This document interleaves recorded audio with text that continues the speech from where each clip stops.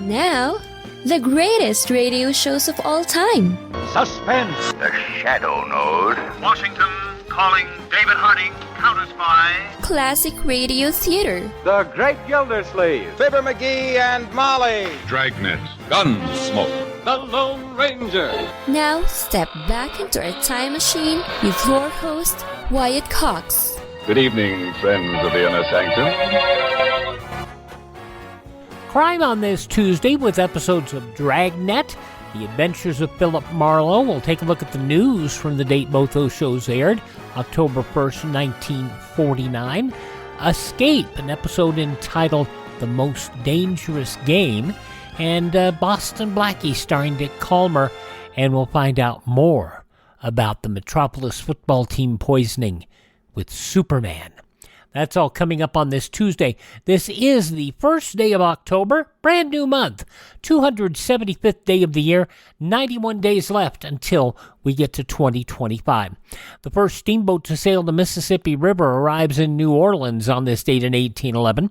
In 1880, John Philip Sousa became leader of the Marine Corps Band.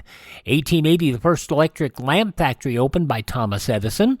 In 1890, the Yosemite National Park and the Yellowstone National Park established by Congress. In the state of California on this date in 1891, Stanford University opened its doors. In 1908, Ford put the Model T car on the market at a price of $825. That would be $28,229 today. Ford often cited hard work as the reason for his success. There is no substitute for hard work. In 1910, a large bomb destroyed the Los Angeles Times building in downtown L.A. by a union member belonging to the International Association of Bridge and Structural Iron Workers. The explosion started a fire which killed 21 newspaper employees and injured 100 more. In 1926, an oil field accident cost aviator Wiley Post his left eye, but he used the settlement money to buy his first aircraft. The George Washington Bridge linking New Jersey and New York City opened on this date in 1931. During Game 3 of the World Series at Wrigley Field on this date in 1932, Babe Ruth pointed to center field with his bat. On the next pitch, he hit a homer in that direction. Now, there's some dispute about why he pointed in that direction. Ruth maintained it was no coincidence. When I looked out at center field and I pointed, I said, I'm going to hit the next pitch ball right past the flagpole. Well, the good Lord must have been with me. Another of those things of legend back in that day in 1932. The Pennsylvania Turnpike opened on this date in 1940. It's considered the first superhighway in the U.S. In 1957, the first appearance of In God We Trust on paper currency. In 1958, NASA was created. 1961, Roger Maris, Mickey Mantle, the New York Yankees engaging in an epic battle to break Babe Ruth's single-season home run record of 60 in 1927. Well, Maris ended up hitting his 61st against the Boston Red Sox, passing Ruth. 2 balls, no strikes on Roger Maris. Here's the windup. Fastball hit deep to right. This could be it. Way back there. Holy cow! It's 61 for Maris. Now look at him fight for that ball out there. Holy cow! What a shot! Another standing ovation for Roger Maris. 61 home runs, and they're still fighting for that ball. Yankees announcer Phil Rizzuto. The record was challenged by then baseball commissioner Ford Frick, who had been a friend of Ruth's, who said that Maris needed to break the record in 154 games instead of the current schedule of 162. Interestingly enough, it was made into a movie. Billy Crystal directed the movie. It was written by Hank Steinberg. It's a 61 asterisk. Barry Pepper starring as Roger Maris, Thomas Jane as Mickey Mantle on their quest to break that season single-run record. And it was on HBO, and I don't know about its availability today. But I'm sure that if you poke around enough, Richard Roeper called the movie one of his top 5 all-time favorite baseball movies. And Barry Pepper got a Golden Globe nominee for Best Performer by an Actor in a Miniseries or a Motion Picture Made for Television. Premiering on CBS TV on this date, Mr. Ed. Hello, I'm Mr. Ed. A horse is a horse, of course, and no one can talk to a horse, of course. That is, of course, unless the horse is the famous Mr. Ed. Go right to the source and ask the horse. He'll give you the answer that you endorse. He's always on a steady course. Talk to Mr. Ed. People yakety yak a streak and waste your time a day. But Mr. Ed will never speak unless he has something to say. A horse is a horse, of course, and this one will talk till his voice is hoarse. You never heard of a talking horse? Well, listen to this. I am Mr. Ed. Starring Alan Young, who died in 2016, he played second fiddle to a horse, voiced by former leading man Alan Rocky Lane, who died in 1973 of cancer at the age of 64. Interestingly, the show premiered in independent syndication from January of 1958 to July of 1961, becoming one of the few series to debut in syndication and then be picked up by a major network for prime time. Premiering on this date in 1962, a show with its third major host, The Tonight Show, starring that boy from Nebraska, Johnny Carson.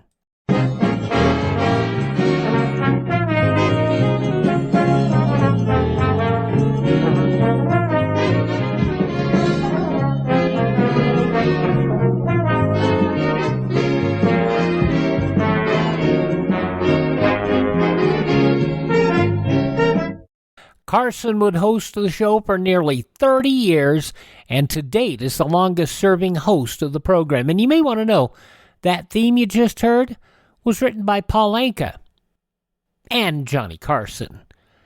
Don't know which notes Carson wrote.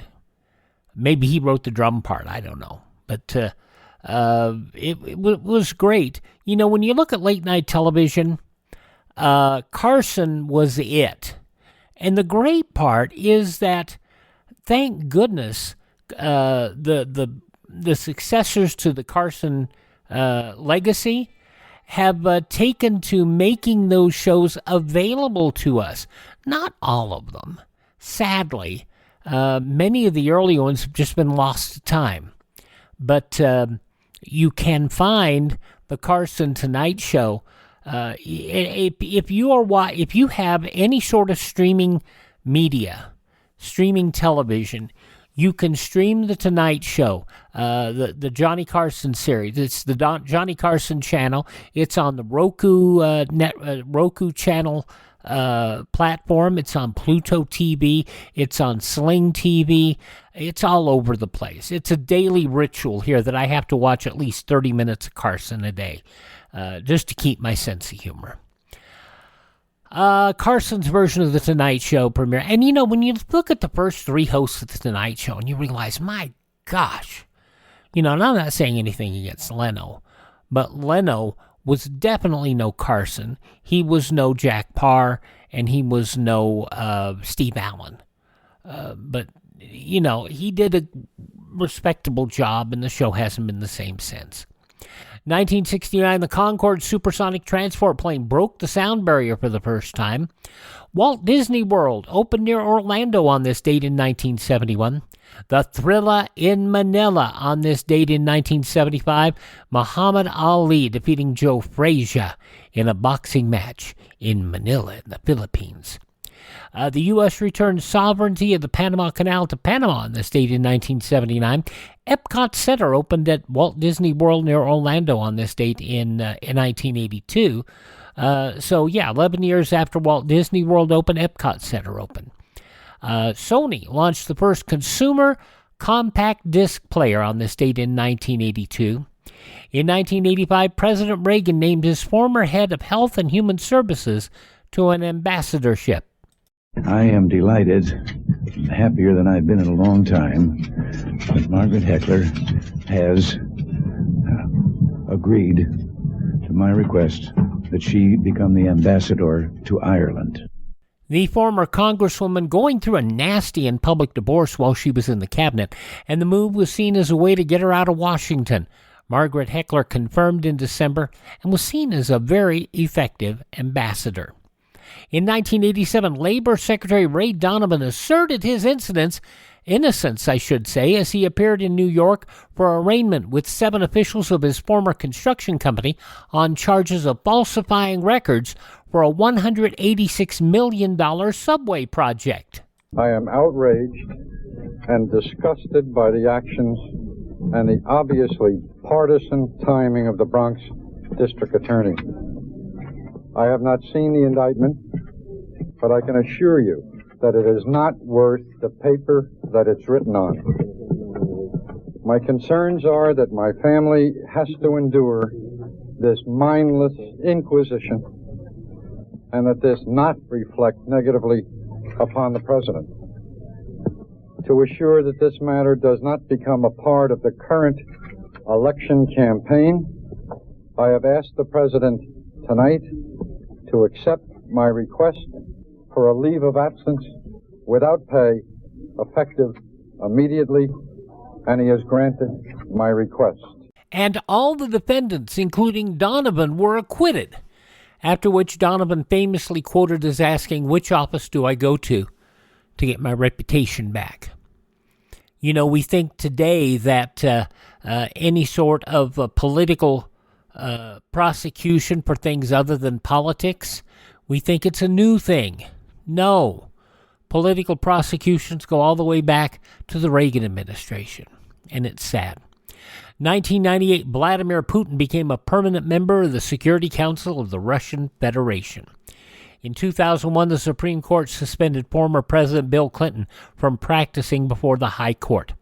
In 2008, a $700 billion financial industry bailout won lopsided passage in the Senate, 74-25, after it was loaded with a bunch of tax breaks and other sweeteners.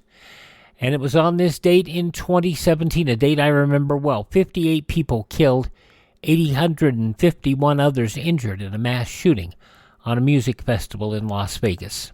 It was nothing like anything I've ever been through in my life. This is the scariest thing I've ever been through in my life.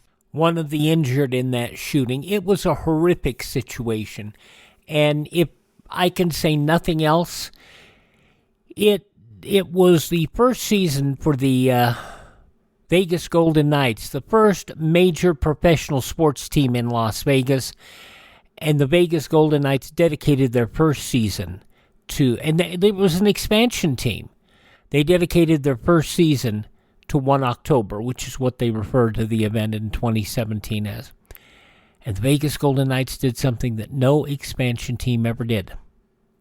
They went to the Stanley Cup playoffs in their first season. They had the best record of any first season expansion team in National Hockey League history. And it just showed something to me.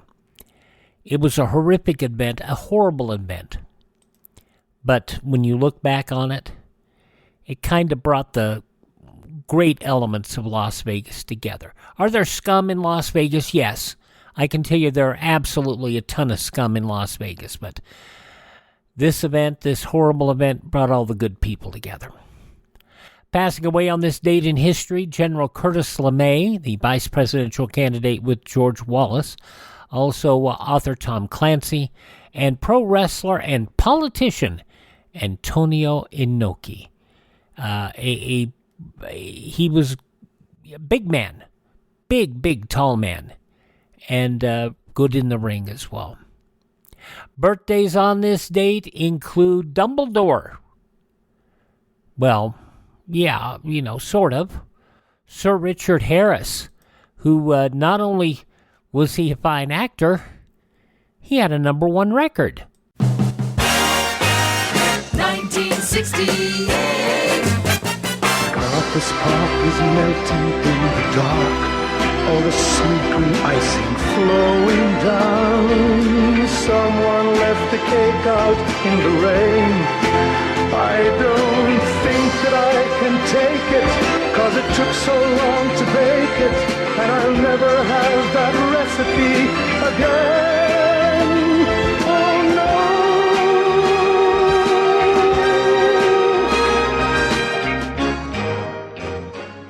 A Jimmy Webb song. It was more of a cantata.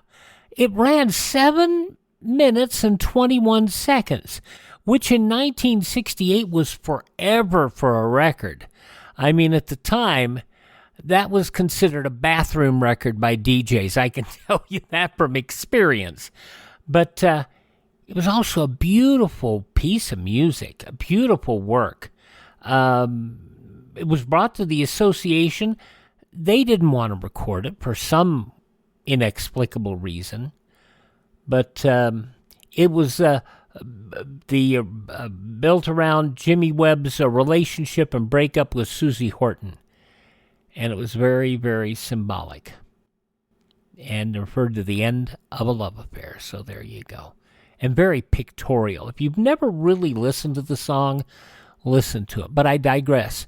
This is not about Jimmy Webb. This is about Sir Richard Harris, who was born on this date in history. Also born on this date, one of the signers of the Declaration of Independence, Richard Stockton, engineer William Boeing, who would look at the industry today and just shake his head. Radio actor Everett Sloan, probably best known for his role in Citizen Kane, but did a lot of radio work as well. Outlaw Bonnie Parker of Bonnie and Clyde fame. Actor Walter Matthau, actor James Whitmore, pianist Roger Williams, Autumn Leaves. And see, when he first did it, he thought that he didn't know the name of the song. He thought it was Falling Leaves. That's why you have the tinkle in it. That was supposed to be Falling Leaves, yeah. Roger Williams, born on this date. Actor Tom Bosley, best known for his time as Mr. C in Happy Days. Also actor George Peppard. The original Nutty Professor movie, Stella Stevens, also from The Silencers and The Poseidon Adventure, born on this date. She passed away last year at the age of 84. And also born on this date, soul singer Donny Hathaway. All those folks born on this date in history. Hi, this is Jeff Foxworthy. It is now time for the birthday announcements. The following people are now officially older than dirt. President Jimmy Carter, President 39, is 100 years old today.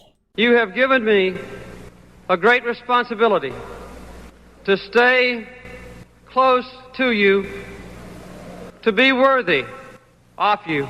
For such a nice man who's done so many good things in his life and so much good for humanity, his work with Habitat for Humanity and all of that, and for him to have one of the worst presidencies of the 20th century, it's just so sad. But Jimmy Carter, 100 years old today. God love him. Singer Dame Julie Andrews. Oh, yes, 89 years old today. Bright copper kettles and warm woolen mittens, brown paper packages tied up with strings. These are a few of my favorite things. Cream-colored ponies and crisp apple strudels, doorbells and sleigh bells and schnitzel with noodles, wild geese that fly with the moon on their wings. These are a few of my favorite things.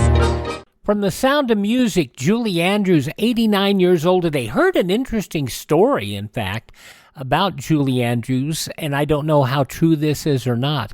During the breaks and when they were doing The Sound of Music, Julie Andrews would sing supercalifragilisticexpialidocious to these youngsters, and they entertaining, and they thought it was her song. They thought she was making it up because at that point in time, Mary Poppins hadn't been released. So they thought, they didn't understand. They were getting a preview of something that would be big, big, big. Julie Andrews, 89 years old today. From Seventh Heaven, Stephen Collins is 77. Oh my gosh, National Lampoon Vacation, LBJ, The Early Years, Kingpin, Independence Day, Randy Quaid, 74 years old today. The lead singer for the R&B group Shalimar, Howard Hewitt, is 69.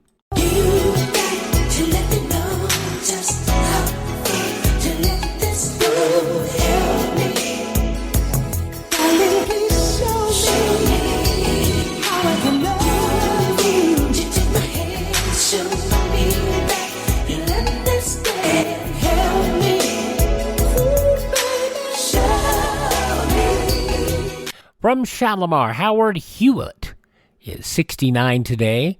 Comedian Christopher Titus is 60. Spokesmodel Cindy Margolis is 59. From Charm, Ted King is 59.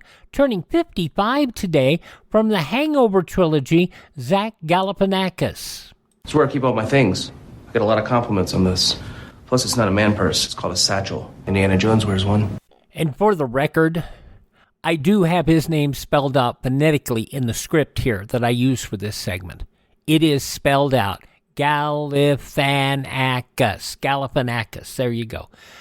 From The Hangover, Zach Galifianakis, 55 years old today. A third-generation pro wrestler celebrating birthday number 44 today. His grandfather was Larry the Axe Hennig back in Japan in the old, AWA. And then his father, Mr. Perfect, Kurt Hennig. And now he went through Michael McGillicuddy. He's now, Curtis Axel. Kind of as a hat tip to his grandfather. Curtis Axel. 44 years old today, active in the WWE. Actress Brie Larson is 35. And from Fresh Off the Boat and Manifest, actress Luna Blaze is 23. Those just a few of the people who celebrate the first day of October as their birthday. If this is your birthday, happy birthday, happy birthday, happy birthday to you.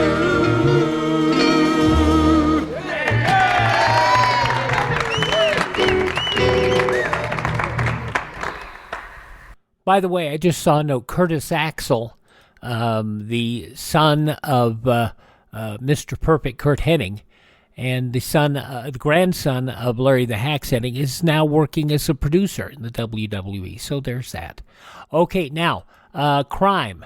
Dragnet starring Jack Webb. We're going to go back to October 1st, 1949. And from their very first season of the program, and the story of Tom Laval. That's coming up next.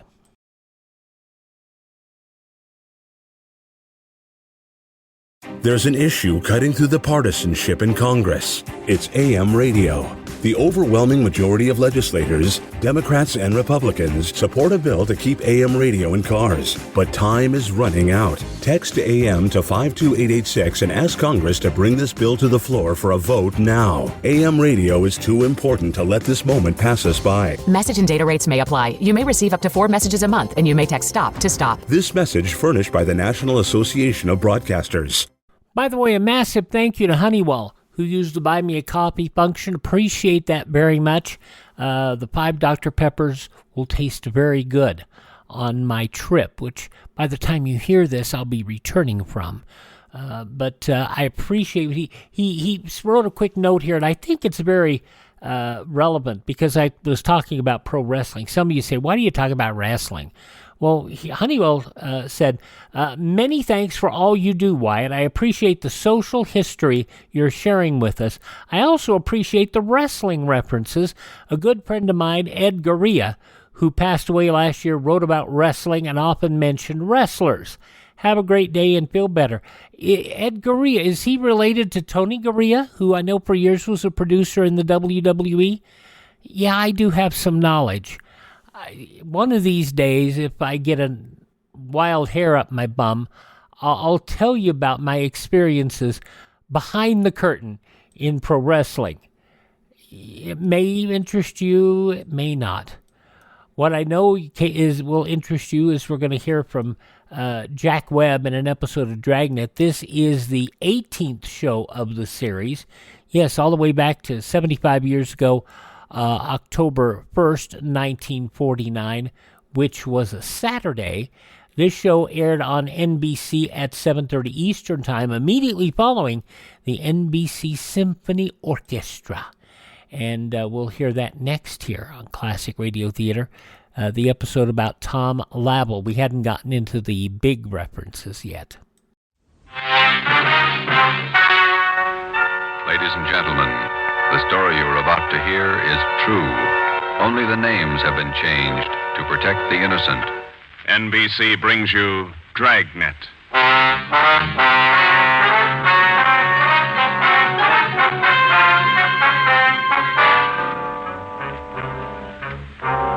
You're a detective sergeant.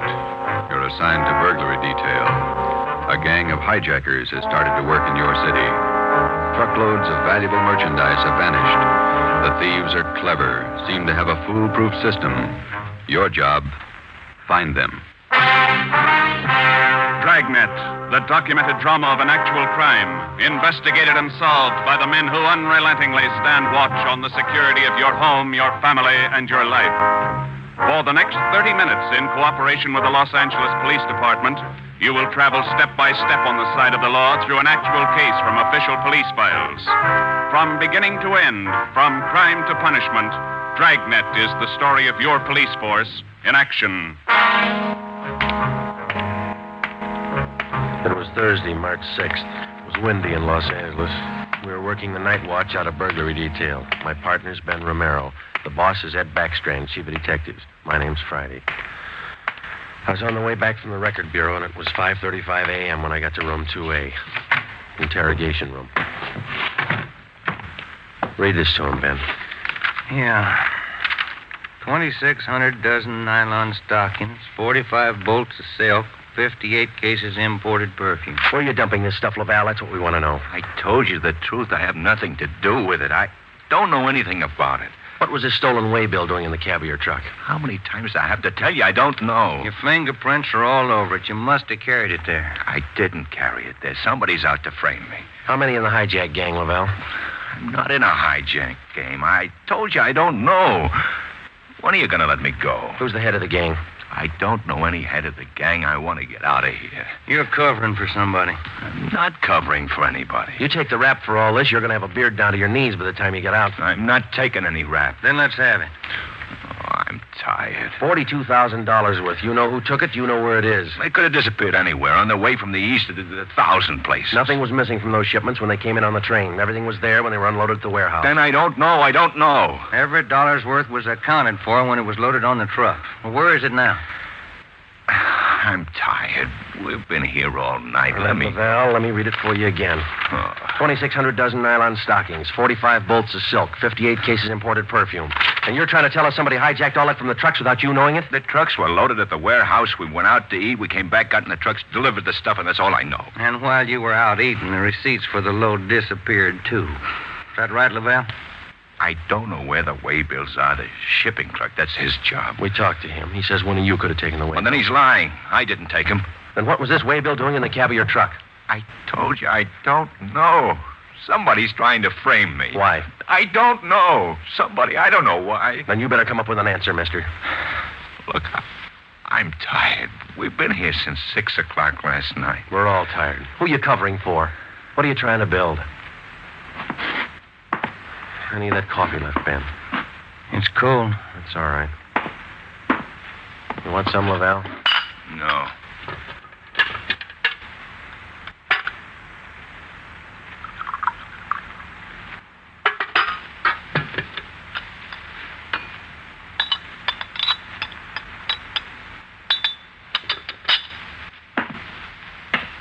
All right, now look, let's get one thing straight. We've been here all night. We can be here all day, tomorrow, the day after that, and the day after that. Yeah. We got enough to make you on this. You know that, and we're going to stay with you to tell us the truth, everything. I've told you all I'm going to tell you. If we stay here for 6 months, you got it all. This your home phone, Hillside 8321? That's right, 8321. What time's your wife get up, Laval? What do you mean? Ben, get an outside line. Yeah. You're not going to call my home. That's Hillside 8321, Ben. Outside, please. Don't do that. Don't. Not my wife. Please. All right. Ask the questions again. This time I'll give you the answers. Thomas Laval was 38 years old. He was a well-respected man in his community. Sometimes it's like that. You can question a man for hours, and he'll never give you any information. But somewhere in every man's makeup, there's a weak point. We were lucky enough to find Laval's. He told us that he would give us the locations where the hijacked goods were hidden. He told us the addresses were written on the ledge of a windowsill on the 7th floor of the Teamsters Union Hall. It was 8:30 a.m. On the 7th floor, is that right? Yeah. Do me a favor. Don't make it too big. Well, look, we have to walk through the hiring hall before we get to the elevators in the back. Yeah? These handcuffs. They'll see them, all the guys in the hall. They know me. Can't you take them off my wrists till we get in the elevator? Sorry, Laval. Well, I won't try anything, but don't make me walk in front of them with these on. Sorry. Just till we get in the elevator. Can't you do that? I don't want the guys to see me. Well, here's my overcoat, Laval. I'll drape it over your hands here, and they won't see the cuffs. There you are. Come on.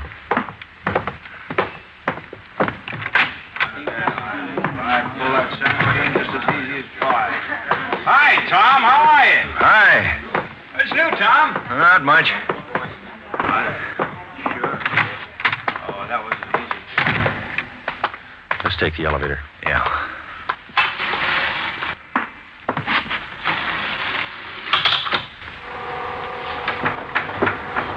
Cigarette?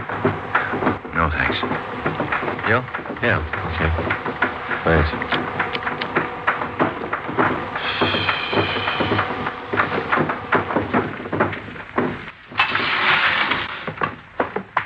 It's down this way. Let me show you. To the left. Window up ahead there. Yeah, this one. I don't see anything on the windowsill. It's on the outside. Open the window and let me check. Yeah. Let me see you. Ben, grab him. He's trying to jump. Hey, get back here. Get back. Let go, do you hear? Let me go! Get him, Joe. I can't hold him. He's pulling me out. Hold on, Ben. Grab me. Joe! He's slipping. Try, Joe. Hold on. He's kicking loose. I can't hold him. Hold him, Joe. Ben!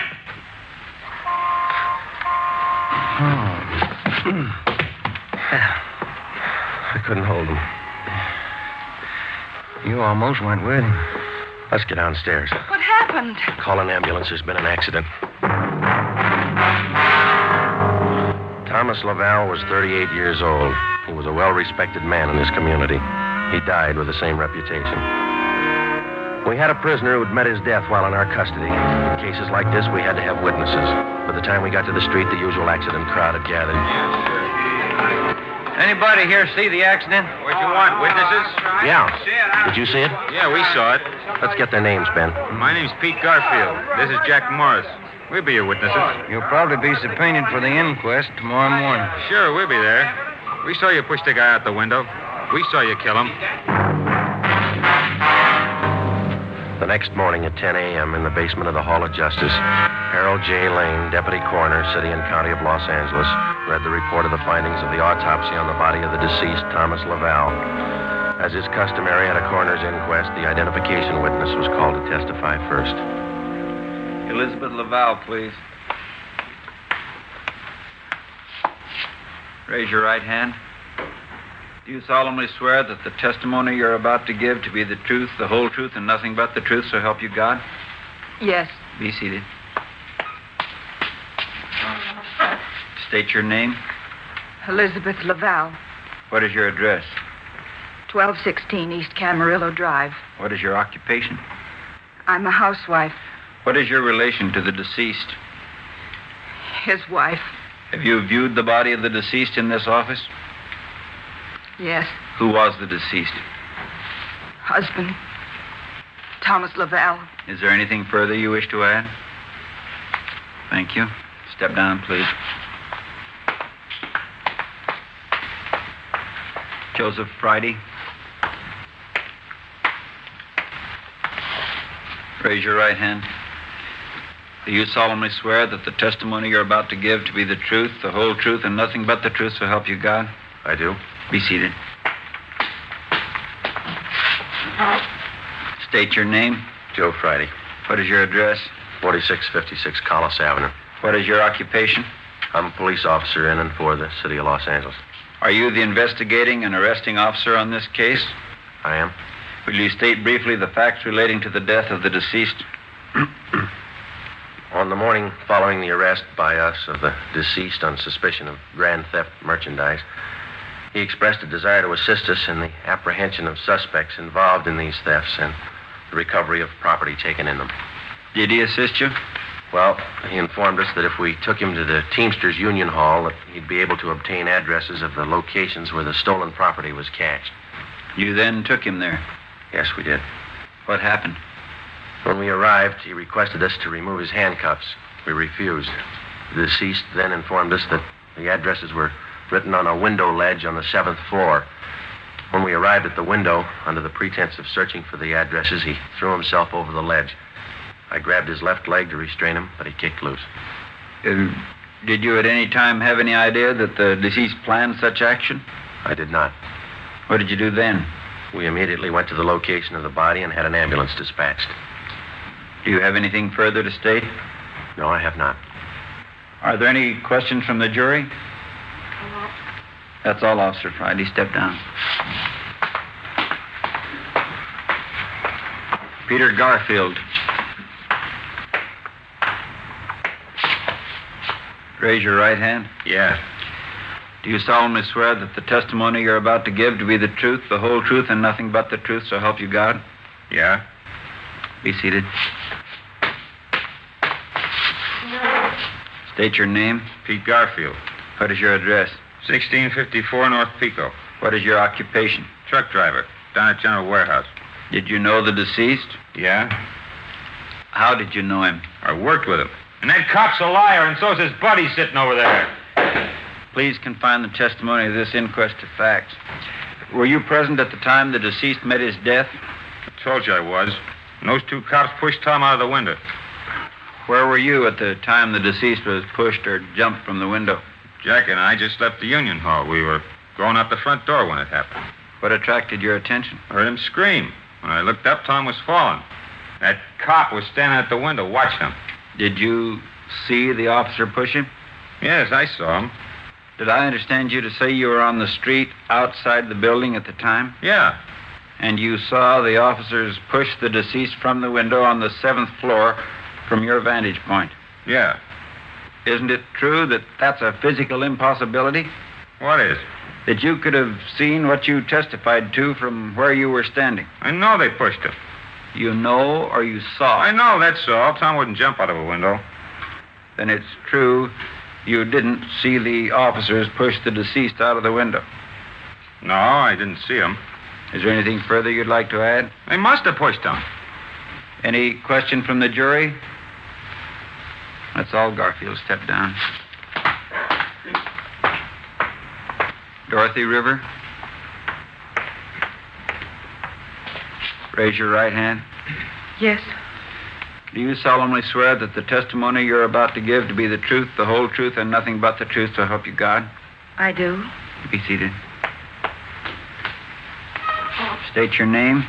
Dorothy River. What is your address? 211 South Beverly Drive. And what is your occupation? I'm a stenographer at the Teamsters Union Hall. Were you present the morning the deceased met his death? I was. State where you were and what you were doing. I was in our office on the 7th floor doing some filing. Please state what you witnessed. The filing cabinet in our office is by the door. The office faces on the hallway, and the door happened to be open. I heard a commotion and looked out. I saw those two officers struggling with a man. Did you hear any conversation? Yes. I heard that officer there say, "Get back here, get back." The man outside the window yelled, "Let me go, let me go." This officer here, Officer Friday, said, "He's pulling me out. Hold on, Ben, grab me." How far from the window were you? I'd say about 15 feet. Do you have anything else to add? Yes. As the two policemen started downstairs, Officer Friday said to me, "Call an ambulance. There's been an accident." Thank you, Miss River. Those officers didn't push that man out the window. They were trying to hold him. After hearing additional witnesses, the coroner's jury retired at 11:57 a.m. 8 minutes later, they returned with their decision. The deceased met his death voluntarily and by his own actions. The homicide detail continued the investigation of Laval's death. A week went by. With homicide working one side, we hoped that they might turn up additional leads in the hijacking case. Nothing turned up. It seemed that with the death of Thomas Laval, our leads came to an abrupt stop. On Tuesday morning, March 16th at 9 a.m., we got a call from Chief of Detectives Ed Backstrand. Now, once more, what about the way bills on these shipments? You checked them? Everything we could. Talked to everybody that handled them. And talk to them some more. $42,000 in merchandise doesn't just disappear. Now, who's the last one to handle those way bills? The warehouse shipping clerk. The bills were signed and stamped. 2 hours after he filed them in his desk, they disappeared. What about the truck drivers? You checked them out? Talked to all of them. Nothing so far. Nothing was missing from those shipments until they left the warehouse. Is that right? Yeah. And somewhere in between the warehouse and the delivery points, $42,000 worth of goods disappeared. Somebody's got to be hijacking those loads. We know that, but how do we get to it? Maybe they're working alone. Maybe they're working with the truck drivers. It's one of the others. Got to be. We just hadn't lost Laval. Well, you lost him. That doesn't close the case. You got a suggestion? Yeah, I got a suggestion. Crack it.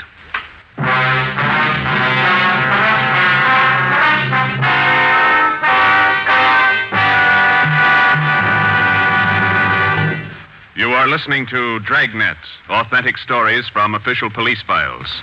And now, an important announcement. Ladies and gentlemen, we are pleased to announce that starting next Thursday, October 6th, Dragnet will be brought to you by Fatima Cigarettes.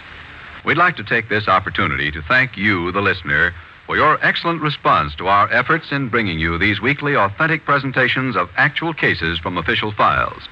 Your letters are the only indications we have that Dragnet is a source of your listening pleasure. We'd like to hear from all of you. Starting next Thursday, October 6th, over most of these same NBC stations, Dragnet will be heard weekly at 10:30 p.m. Eastern Standard Time, immediately following the Supper Club. Check your newspaper for local release time.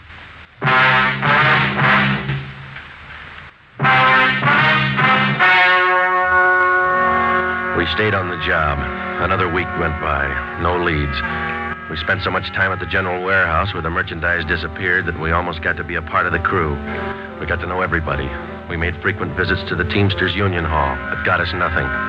On Wednesday, March 26th, we reported in for work at 8 a.m. Friday, Romero. Yes, Skipper? You fooled around just long enough. They hijacked another load last night. $38,000. What outfit? Same, general warehouse. Who's your contact down there? Ray Hobart, shipping clerk. Now hop down there right now and get the details. Right, Ed. There are 2 ways to solve this thing. Yeah? You can get those hijackers now or wait till General Warehouse goes out of business. Get on it.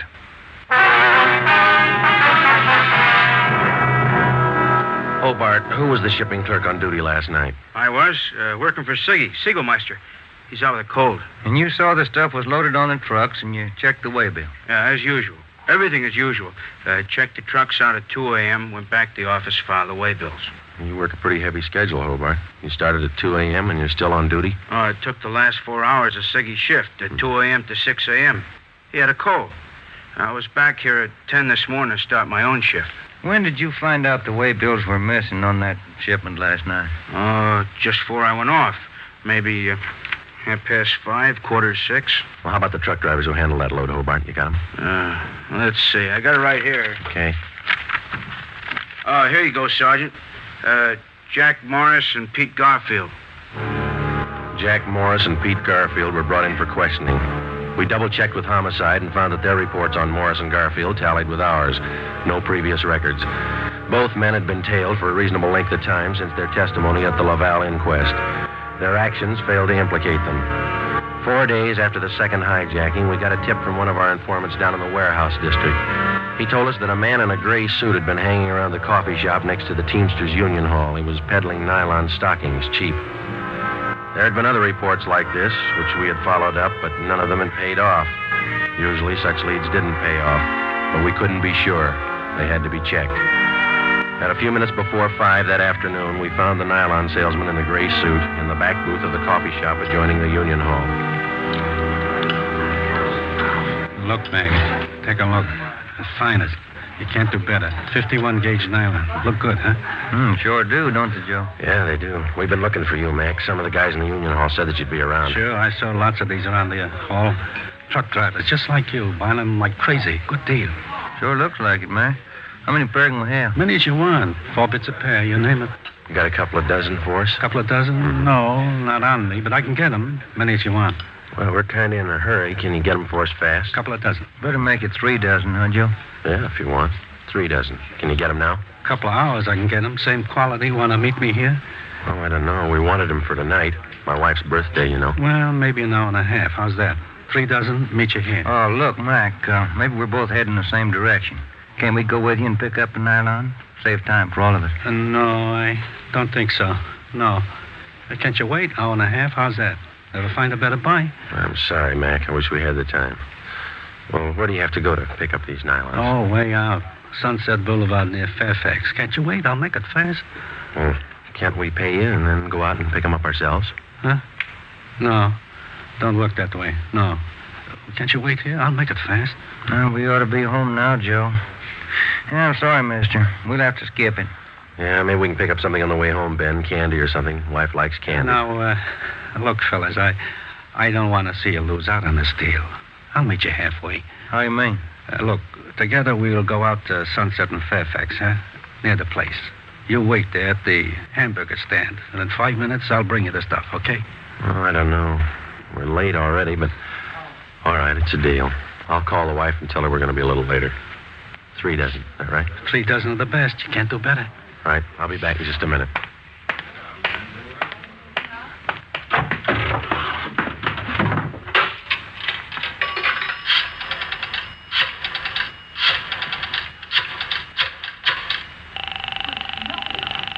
Two 2523.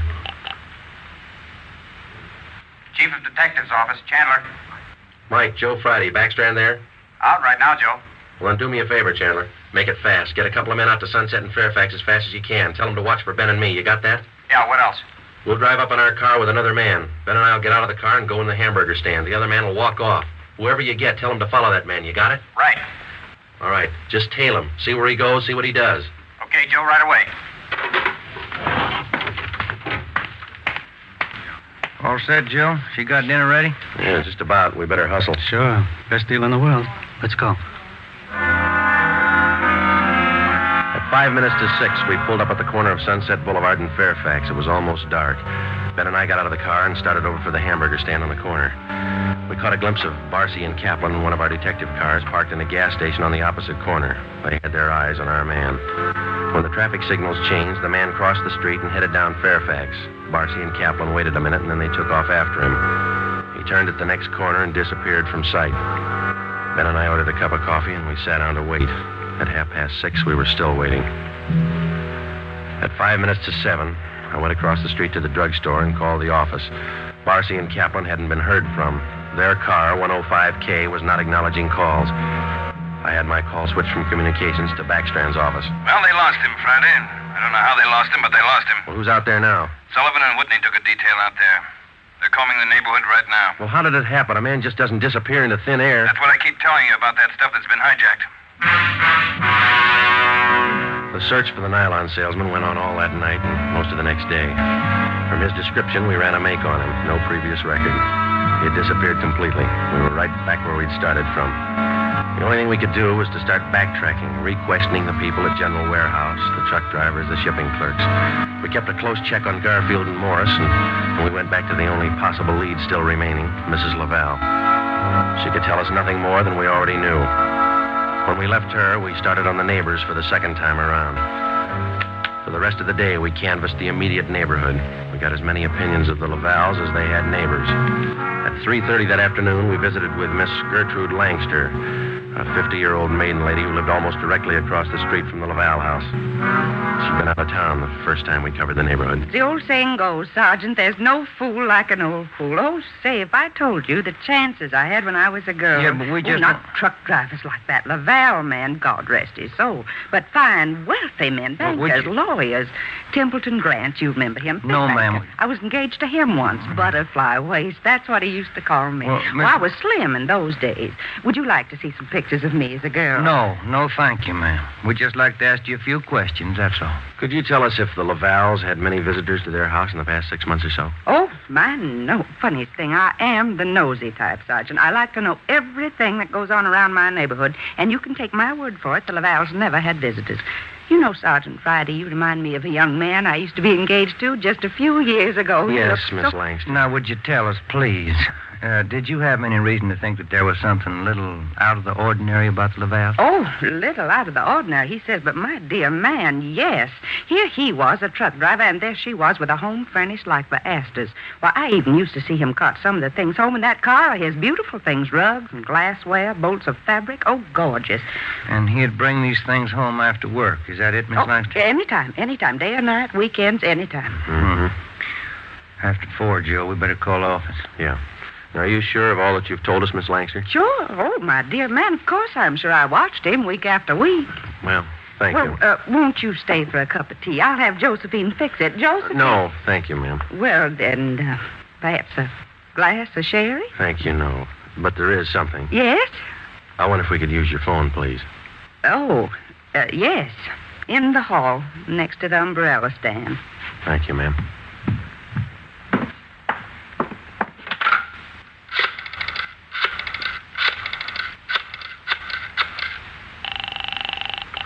City Hall. 2523. 2523.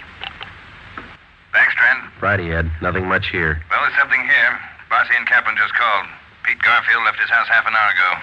Then he picked up Morris. What's so unusual about that? Nothing, except the guy driving the car is the little man in the gray suit, the nylon salesman. Barcy and Kaplan are tailing him. Where are they now? Headed north out Riverside Drive. Well, there's nothing out there but a golf course and a lot of riding stables. I don't care what they do for recreation. Go get them. With red light and siren, it took us 12 minutes to pick up Barcy and Kaplan on Riverside Drive. At 4:23 p.m., we pulled up in front of the Blue Pony riding stables. Barcy and Kaplan's car was overturned just beyond the driveway leading up to the riding academy. Kaplan's hurt. I called an ambulance. They rammed us. What kind of a car are they in? They switched. They're driving a 12-ton Bulldog semi. Which way they head? Going north. Got a 3-minute lead on you. Pneumatic commercial. Adam 653. Let's go, Ben.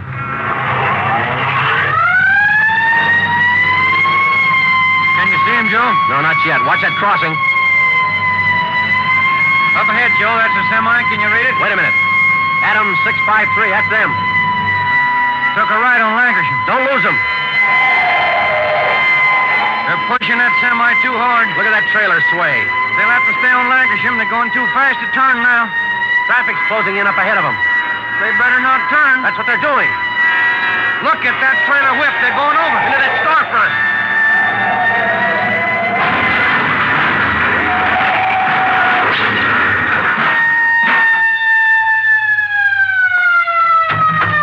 Come on, Ben. You all right? Wait a minute. Let me see. Yeah, they're banged up, but they're alive. Well, there they are, Joe. Yeah.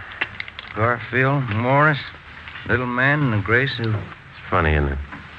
What's that? Garfield's going to swear we pushed that truck through that window.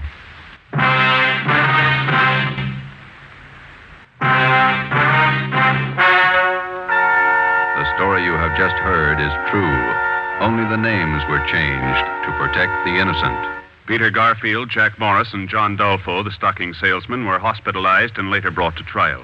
They were convicted on charges of grand theft and received sentences as prescribed by law. They are now serving their terms in the state penitentiary.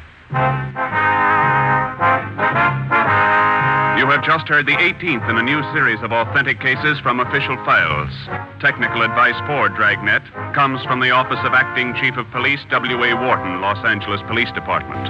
Tonight's program is dedicated to motorcycle officer Elmer Forsman of the Fresno, California Police Department, who on the afternoon of October 6, 1946, gave his life so that yours might be more secure. Remember, starting next Thursday night, October 6th, Fatima Cigarettes invite you to listen to Dragnet immediately following the Supper Club. That's 10:30 p.m. Eastern Standard Time over most of these same NBC stations. Check your newspaper for local release time. Dragnet came to you from Los Angeles. Judy Canova joins the star lineup of Saturday shows tonight on NBC. From 75 years ago, Saturday, October 1st, 1949, Dragnet here on Classic Radio Theater with Wyatt Cox. We'll have the news from that Saturday, 75 years ago, in a moment.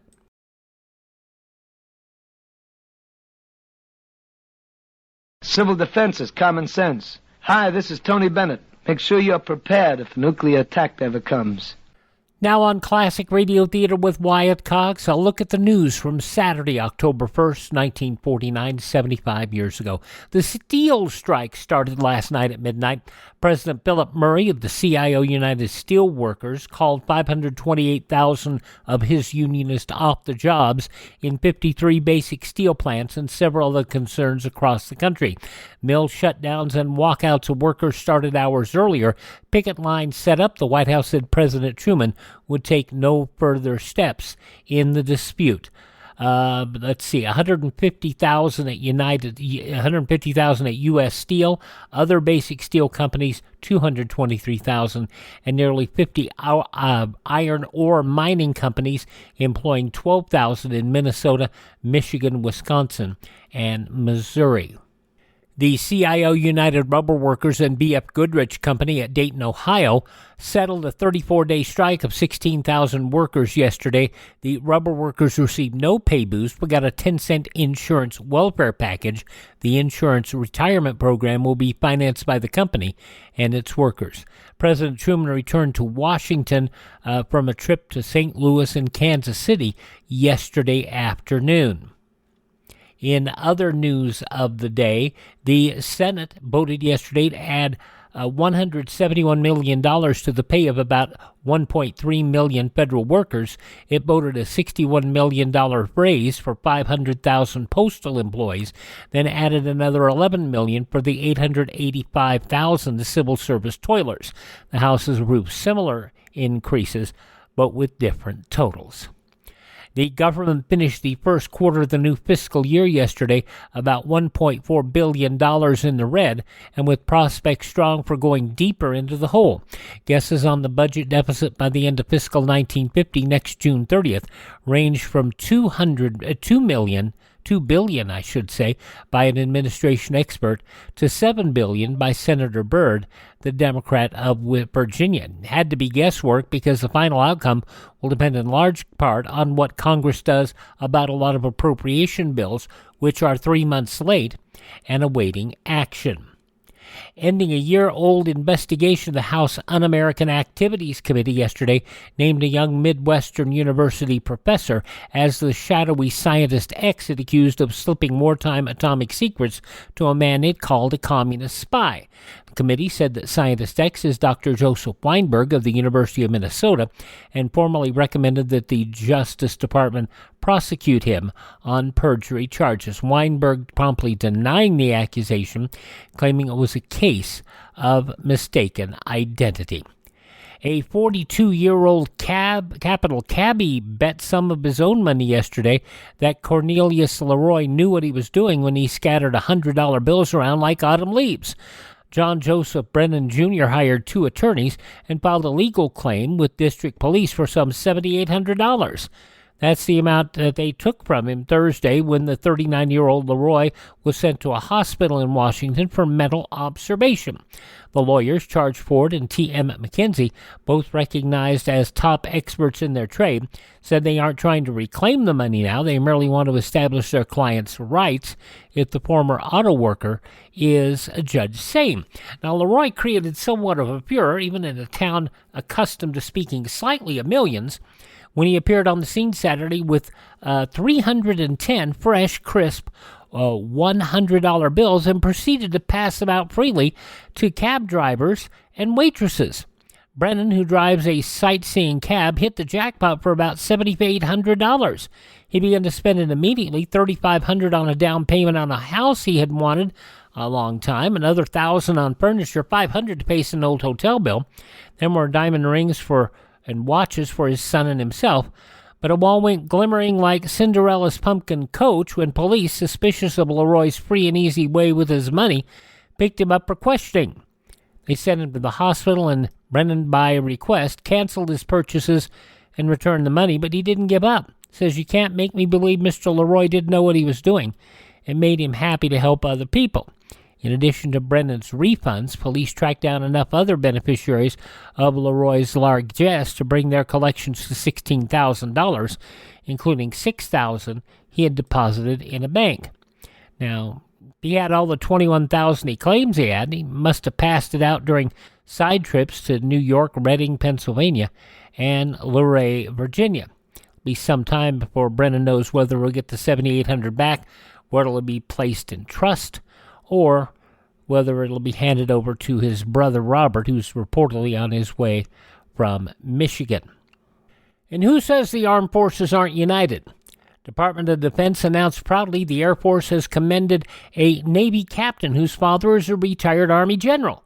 The commendation went to Captain Cameron Briggs, the son of Brigadier General Raymond E. Briggs, retired. Those some of the day's top news stories from Saturday, October 1st, 1949. On your radio next, The Adventures of Philip Marlowe, here on Classic Radio Theater with Wyatt Cox.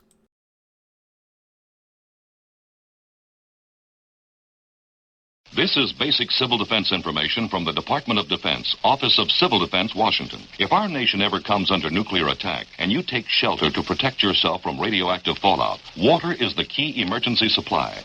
Each person will need at least a quart a day, and if there's not enough water stored in your shelter, here are additional places to find it, especially if you plan to use a home shelter where you'll be on your own.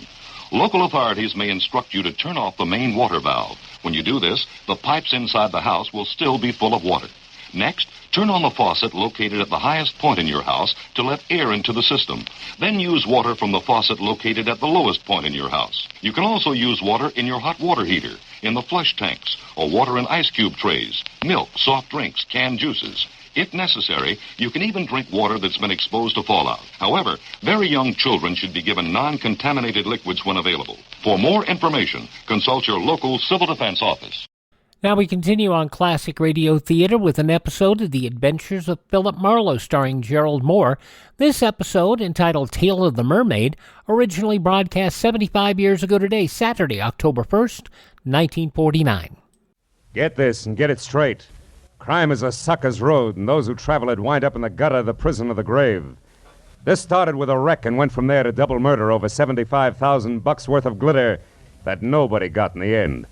Because I found out just in time what was fishy about the tale of the mermaid. From the pen of Raymond Chandler, outstanding author of crime fiction, comes his most famous character in The Adventures of Philip Marlowe.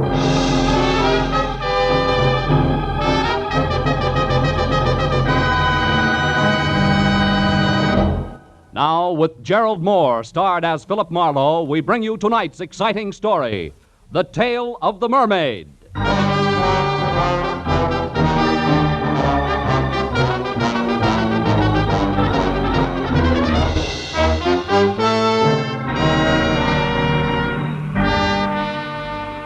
9:30, I was still in my office, tucking in the loose ends on a report, while I listened with half an ear to the fabric of city sounds rising from the street below. The fabric ripped suddenly by tires clawing concrete. The shattering crash that followed brought me to my feet. It was a traffic accident, and a bad one.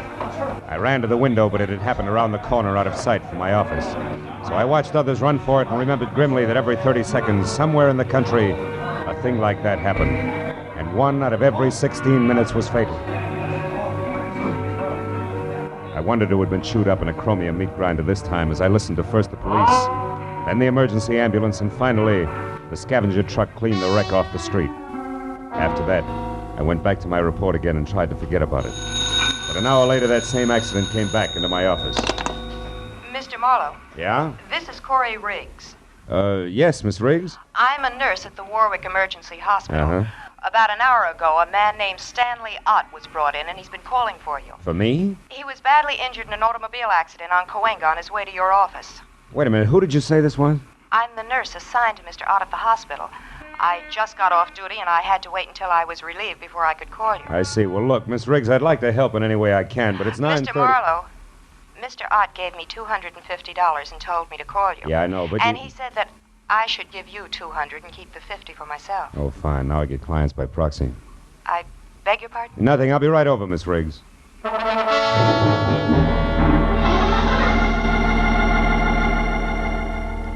I didn't know anyone named Stanley Ott, and I felt a little like an ambulance chaser, but I was only 15 minutes in getting to the emergency hospital. As I walked up the ambulance ramp, a smart-looking brunette came toward me. Mr. Marlowe? I'm Corey Riggs, the nurse who called. Oh, hello. Can I see him now? It wouldn't do any good. You see, he went into a coma a few minutes after I called you. Oh, it's too late, is that it? Let's move away from the door, shall we? Sure. You see, Mr. Marlowe, before he went into the coma, Ott wasn't rational. He was raving. About what sort of things? About you and a girl. Oh? As near as I could make out, she's supposed to meet someone tonight at 2 o'clock and collect $75,000. It's quite an assignment. Who's the girl? I don't know. All Ott said was something about a plaid coat as identification. Plaid coat, huh? Any idea what he wanted me to do? Chaperone, maybe? No, he kept pleading, stop her, she can't do it. So I'm sure that he wanted you to prevent this girl from keeping that appointment. For some reason that seems absolutely imperative to him. Where was this 2 o'clock meeting supposed to take place? I have no idea. Oh, fine. So it boils down to this. A girl we don't know in a plaid coat is meeting someone we don't know at a place we don't know at 2 a.m.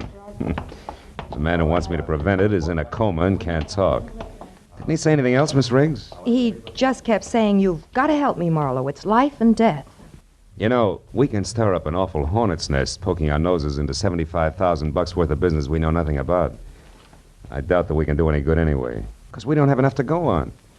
If he said anything else to even point in the right... Marlowe. What? Oh, wait a minute.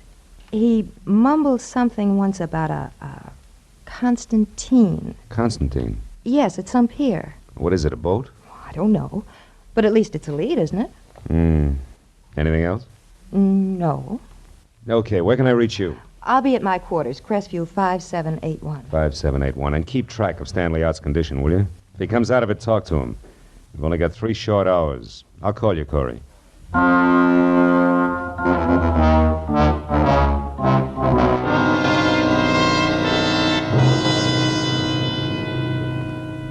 I felt a little weird as I left the hospital because I was traveling on strictly second-hand information as to what had gone on in a delirious mind. But in spite of that, there was still enough coherence in what Corey Riggs told me to make a case. My first stop was a phone booth and a call to the police, where I found out from the accident report that Stanley Ott was 30, unmarried, small-time lawyer, and an L.A. resident with a clean police record. My next call was the harbor master's office in San Pedro. Constantine? Nope. Don't remember no vessel by that name, sonny. Just a minute, I'll look her up in the registry. Let's see. Constantine. Only one listed is a 4-masted schooner sunk off Pirates Point near Monterey in 1870. It's a little before my time. Not the one, eh? Not the one. So I tried the Coast Guard. No fishing boat called Constantine on this coast, mister. That was followed by a check of Yacht Harbor at Long Beach, negative. And a call to the pleasure boat anchorage at Santa Monica. No Constantine registered here, sir. After that, a long, futile reconnaissance of the waterfront from one end to the other. It left me 1 solid hour later out at the end of a tottering, almost abandoned concessions pier in Venice, swearing in blind frustration at the black seething ocean below. I was licked. Ain't thinking of jumping in, are you, pal? Hey, you look like you lost your best friend. I did, Buster. Me. I was sunk with a Constantine in 1870. Constantine? You know him, too, huh? Him? Yeah. You mean Constantine's a guy? Sure, pal. There's a shack there. Wait till the beacon light comes around again. You see? See there? Well, I'll be. Prince Constantine Chevnov. Occultist, palmist, and medium. Personal consultant by appointment only. Yeah, but that's a fake. No fooling. All them guys. He owes everybody around, even at the Ziggy, me. For $1 and that's something. But he's a genuine Russian prince. Hey, where you going? Have a look. Prince Konstantin Chevnov could be my boy. He wouldn't want you nosing around here, pal. That's too bad. Does he live here? Yeah, in the back. He runs his pitch in the front where all them green curtains are. Uh-huh. Yeah. I suppose he always leaves his door unlocked, huh? Why? Whoa.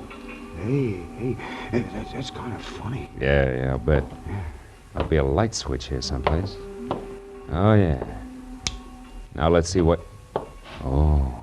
Holy cats. Goodbye, mister. Goodbye.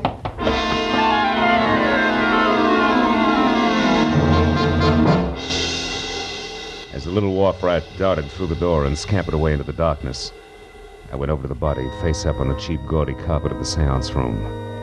He was about 35 in a substantial gray business suit stained red in front where the bullets had gone in. And his wallet was missing.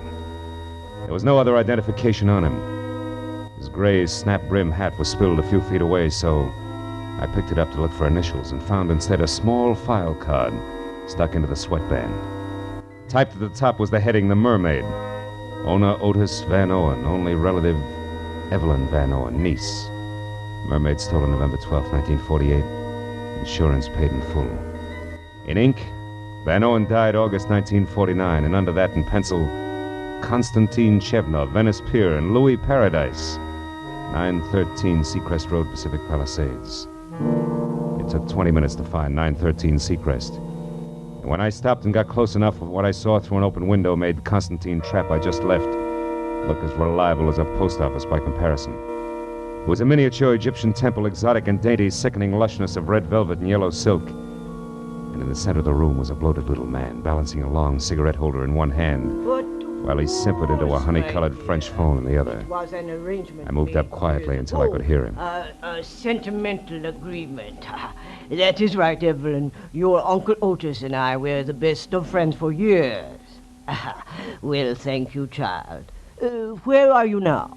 Oh, the servitor. Good. I advise you to stay there until a few minutes before 2, and you will not forget to wear a plaid coat, just to be sure I won't make a mistake. What is it, Bud? What? Sideshow? Hey! Careful Of course now. we would not. Sudden noises like this gun going off upset Mr. Paradise. I am looking forward to meeting you. What do you find so interesting inside? Conversation. About the mermaid, probably. Uh-oh.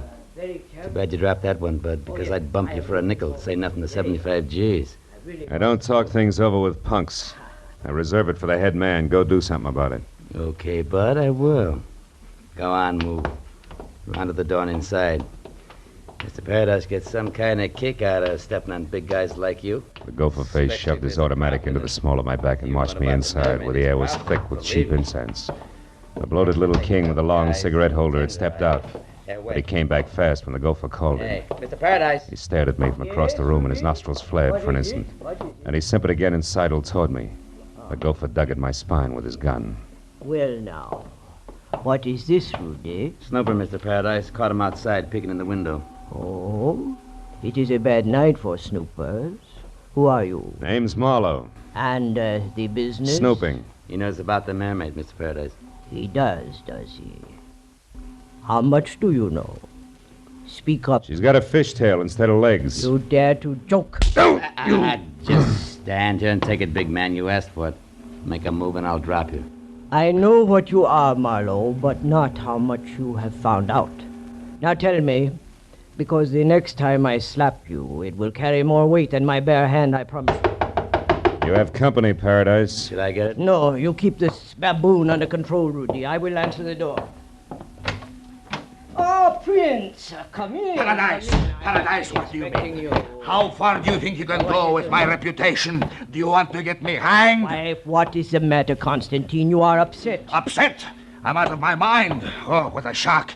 And such a stupid thing for you to do. What are you raving about? He found that body on his front room floor, right, Constantine? Exactly. Precisely. And what is more, I did not put it there. Of all the places in the world, why did you pick this one? Paradise, who is this stranger here? If you would close your mouth and open your eyes more often, Prince Constantine, you would not be the nervous wreck you are. This is Mr. Marlowe, another snooper. Oh, another one. Paradise, Paradise, listen to me. It's better if we quit. It's better if we don't try it tonight. It's out of hand. I don't like it now. We should get away and come back next year and do it. You jellyfish, there is nothing to worry about now. Insurance investigators often work in pairs. Is that not so, Marlowe? It's your pitch, round man. You don't need any help from me. You are so right. Rudy and I caught the first at your place, Constantine. Now we have the second one here. That is all there are. The danger is over. It's clear sailing from now but what about that cadaver you had the audacity to leave lying in my seance room? What about that? Forgive me, Constantine. That was a necessity. I am sorry. Now listen. Hey, Rudy. Does this go on all the time? Yeah. Ain't it awful? And think of all the champagne, caviar, buffalo, stroganoff you can buy with the Mermaid. I don't care. Just a bracelet, but at the same time it is $75,000 worth of diamonds and platinum. Okay, Paradise. I trust you. Now, we go, huh? My Gnazdo. Yes, Prince. The Gnazdo it is, and success. Hey, Mr. Paradise. What should I do with the big boy here? Yeah, you're kind of leaving a loose end around, aren't you, Fatty? If I had the time, Marlowe, I would beat the arrogance out of you a little chunk at a time. Rudy. Yeah? You've got no initiative, but you do have imagination. So use it. Goodbye, Marlowe.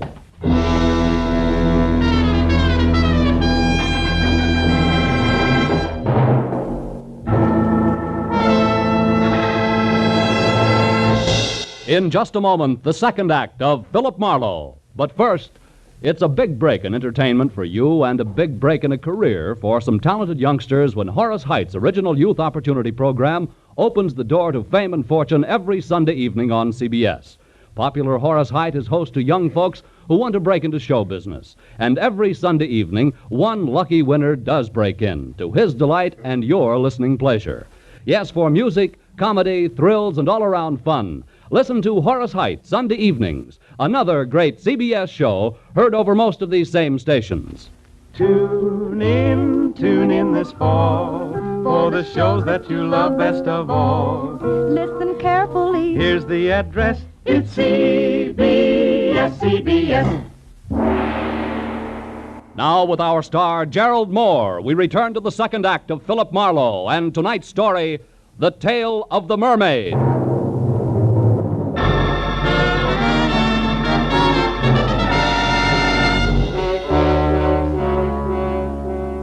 When Louis Paradise hesitated at the door, snarled the suggestion that this henchman used his imagination in disposing of me, and left in lockstep with the white Russian screwball, I got the point.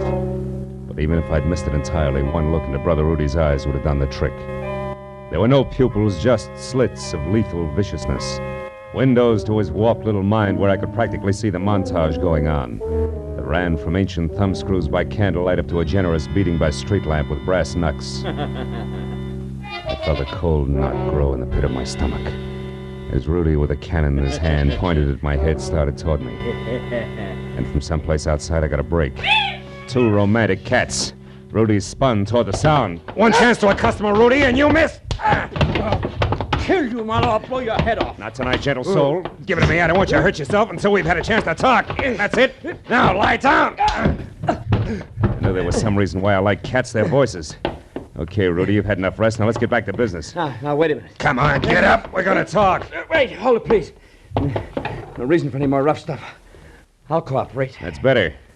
Where did Paradise and His Highness head for? The Gnazdo, where is it? I don't know. Come on, you said there was no reason for rough stuff, remember? Ow! Yeah, I remember. That Gnazdo, that's something I never heard of. An unhappy coincidence, Rudy. It's one thing I'm interested in. Wait. Must be something else you want to know. Something else I could tell you that... Hey, what are you going to do? You mean you can't tell, Rudy? That's Keep funny. away. All it takes is a little imagination.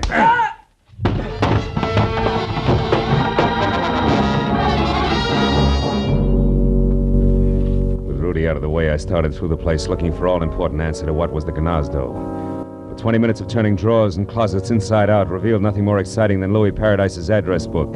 First names only. And a picture of a girl named Toodles who belonged to the Roaring Twenties, and by this time should have caught a death of cold. His sister, no doubt.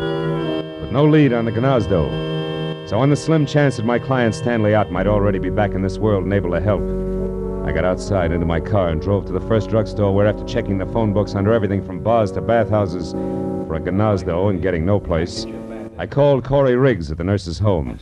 No, Marlowe. Stanley Ott's still unconscious. I just talked to the night nurse on his floor. They expect him to come out of it soon. Why? What happened? Well, it's too much to explain now, Corey, but that girl, the one in the plaid coat, I found out that her name's Evelyn Van Owen, and she's staying at the Surf Hotel. Now, see if that much checks with Ott when he comes to, will you? All right. Oh, also, there's a diamond-studded item called the Mermaid, which accounts for that $75,000 he mentioned. Now, Constantine and the pier now equal a phony Russian prince who runs a spook palace out on the old Venice pier. Now, you got all that? Uh-huh. Good. Now, look, honey, listen real hard. Before Ott passed out, did he by any chance say the word Gnazdo? Gnazdo? Yeah. No. What does it mean? I don't know. I think it's the name of a place. Oh, have you checked the phone books? Yeah. It's no dice, Corey. Also, I checked one Mr. Louis Paradise, who you might mention... Marlowe, wait a minute. What's the Hold matter? the wire, will you? There's a girl here, one of the nurses, who's trying to tell me something. Oh. It's the Gnazdo, Marlowe. Shh, wait a minute. She knows something about it here. It's Rosemary. You talk to her. Hello. You want to know what Gnazdo means? Yeah. Well, it's Russian, like Pashlamaya Gnazdo. Oh, that's so. Well, what does it mean in English, Rosemary? Fast, please, it's important. Well, that means let's go to my place. Gnazdo's the word for nest, sort of like cozy apartment or cottage. My place, nest. You sure of that? Well, I'm positive. I was an army nurse in the war, and I spent 2 years in Germany after the shooting part was over. 2 years, a half a block away from the Russian zone. That's close enough. Thanks a million, Rosemary. Don't mention it. Here's Corey. Oh. Thanks, Rosemary. That do it, Marlowe? Yeah, I think so. At any rate, unless I'm way off base, it's where both the Mermaid and all parties concerned are going to rendezvous at 2 a.m. That's less than a half hour from now. The Prince's place on the pier. I want to be early, so goodbye, Corey. I'll call again when I know more. Yeah, and give my everlasting love to girlfriend Rosemary. She all is show a peach.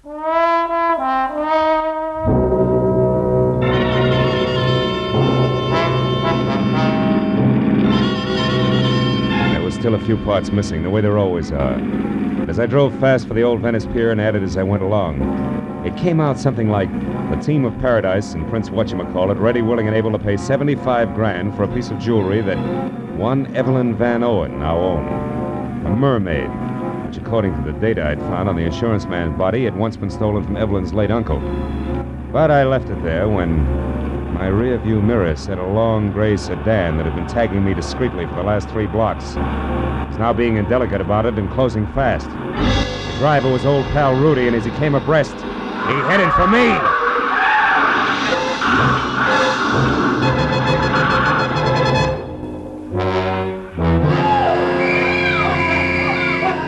All right. You're okay, Mac. Don't you worry about a thing. We'll have you out of there in a minute. Hey, can't you knock out that horn? Knock out the horn, he says. What do you think we're trying to do?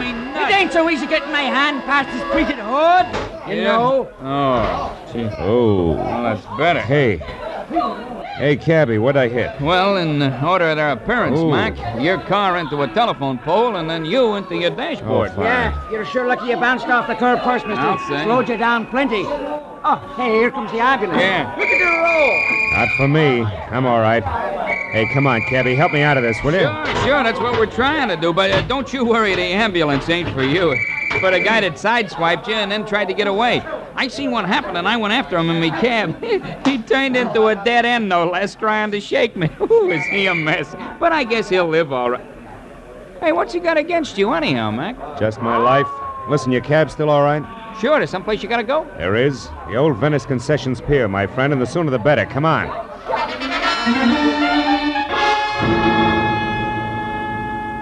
Maybe my head against the dashboard was exactly what I needed. Because right then and there, the method of Rudy's handiwork made me think of an angle that I'd neglected almost completely. My unconscious client had not wanted me to get the Mermaid or the $75,000, but to stop Evelyn from keeping her rendezvous, which at this point I figured could mean but one thing. It was exactly 2 o'clock when the cab slammed to a stop near the pier, and I piled out and ran onto the empty, fog-dampened planking that led to Prince Constantine's shack. Nothing but mist moved over the pier. No unusual sound broke the pattern of waterfront noises. And I thought momentarily that I was still in time to prevent what Stanley Ott somehow knew was going to happen. that Louis Paradise and his eccentric sidekick intended to get the mermaid from Evelyn, but pay off in only one way.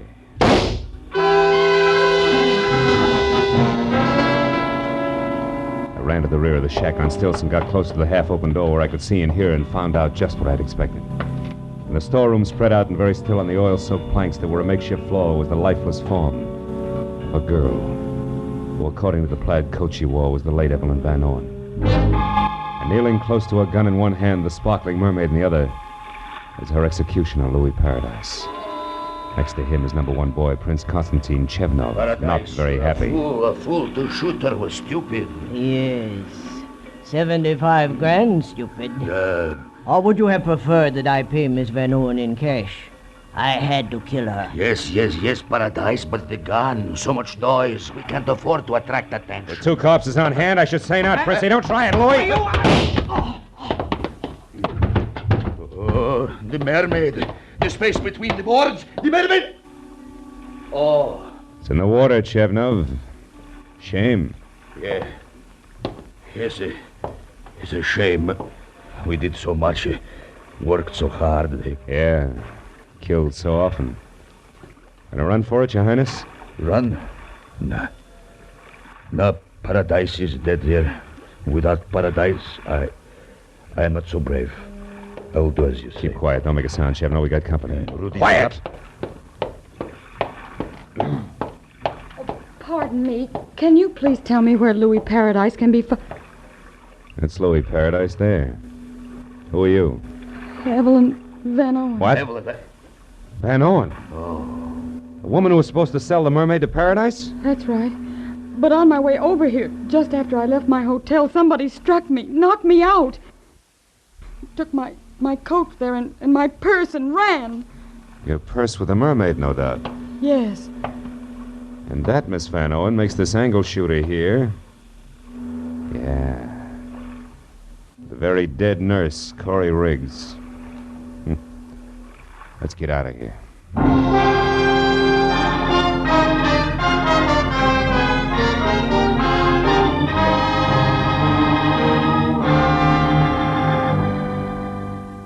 Nothing to worry about, Miss Van Owen. Stanley's going to be all right. Oh, I'm so happy.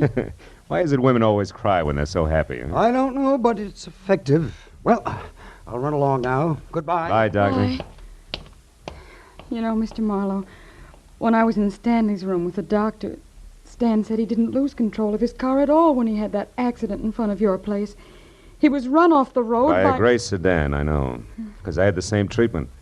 It's one of Louis Paradise's henchmen, Rudy.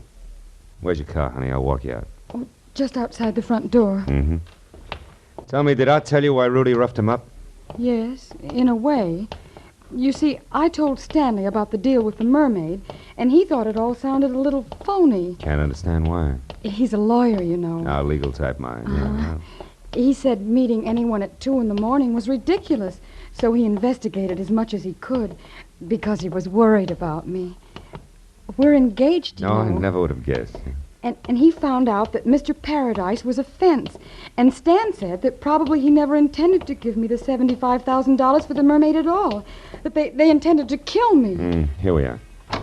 Tell me, why did you get in touch with Paradise in the first place? I was just following Uncle Otis's instructions. He gave me the mermaid when he was dying. And he told me if I wanted money to sell it only to a Mr. Paradise, but not to mention it to anyone. Your uncle faked the robbery, collected the insurance money, and then let you sell the mermaid to a fence, huh? Just lucky for you that Nurse Corey Riggs was clever. She put together just enough of Otis's gibberish to know that there was something good to be had and then got me to unravel it for her. And she got killed taking my place. When she tried to collect your $75,000. Yeah. Oh, here's my car. Well, Evelyn, for a little while you were a rich woman. Now it's all gone. How do you feel? Well, I'm alive and in love. Yes, well, that answers my question. Good night, baby, and good luck.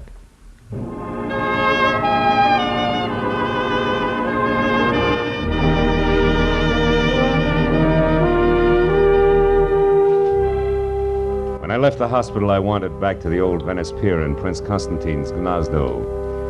It was 5 in the morning, and the police had finished cleaning the place up. But the word had gotten out. Crowd had gathered. They always do.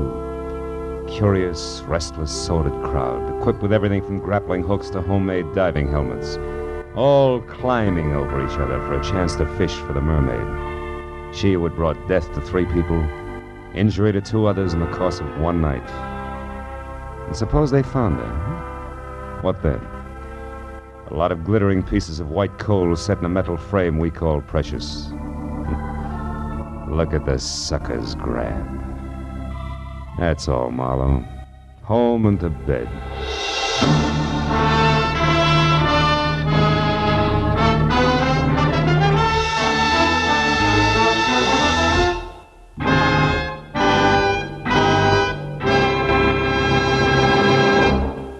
The Adventures of Philip Marlowe, bringing you Raymond Chandler's most famous character, star Gerald Moore, and are produced and directed by Norman MacDonald. Script is by Mel Donnelly, Robert Mitchell, and Gene Levitt. Featured in the cast were Rita Lynn, John Daner, Michael Ann Barrett, Wilms Herbert, Junius Matthews, Herb Vigran, and Mark Lawrence. The special music is composed and conducted by Richard Orant. Be sure and be with us next week when Philip Marlowe says... It started with a terrified woman lost in a maze of memories she couldn't explain. And waiting for her outside an open window was death.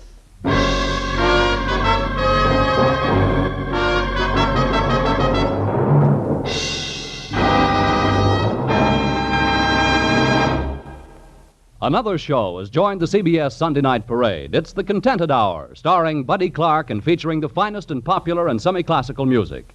It comes to you on most of these CBS stations for the first time tomorrow night, making its debut on CBS the same night as Red Skelton and Edgar Bergen and Charles McCarthy. Yes, this fall, you hear them all on CBS. This is Paul Masterson speaking. Now, stay tuned for Gangbusters, which follows immediately over most of these same CBS stations. This is CBS, the Columbia Broadcasting System.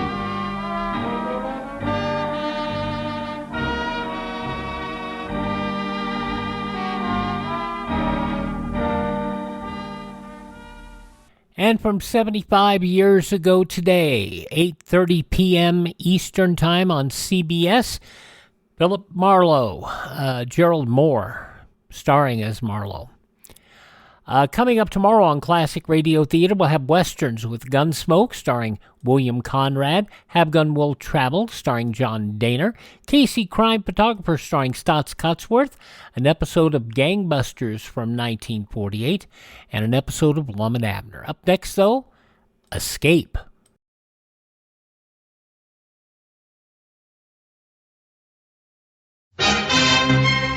What's with the basket, Mom? Picnic? Nope, this is Grandma's Pantry, modern version. Great, Mom. Only what's it for? Civil defense. And you're the one who brought the idea home from scout meeting. Here, help me check off the list. Fruit juice? Yup. Powdered milk? Right. Canned meats? Yep. Into civil defense comes Grandma's Pantry, the symbol of preparedness. Unexpected company? Grandma always had plenty for everyone. No matter what unexpected disaster, your family should have a 7-day supply of food on hand, kept well protected in jars or tins, and safe in a shelter area. In an emergency or during evacuation in case of enemy attack, it's too late to plan. You will have to depend on your own resources, on Grandma's Pantry. Assure the future. Know the 6 steps to survival. Make this year your family's year for civil defense. You take the first step. Civil defense, an American tradition. Now an early episode of Escape, going back 77 years to October 1st, 1949. Paul Frees and Hans Conreid starring in The Most Dangerous Game.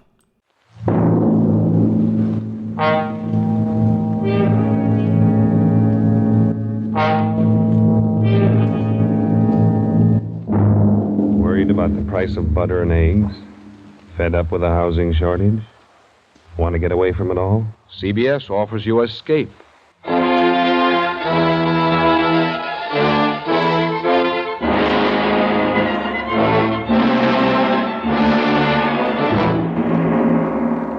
You're alone and unarmed in the green hell of a Caribbean jungle. You're being trailed by a pack of fiercely hungry dogs and a mad hunter armed for the kill. A mad hunter who believes that you, a human being, are the most dangerous game. The Columbia Broadcasting System and its affiliated stations present Escape, produced by William N. Robeson and directed tonight by Richard Sanville. Escape, carefully planned to free you from the four walls of today, free you for a half hour of high adventure.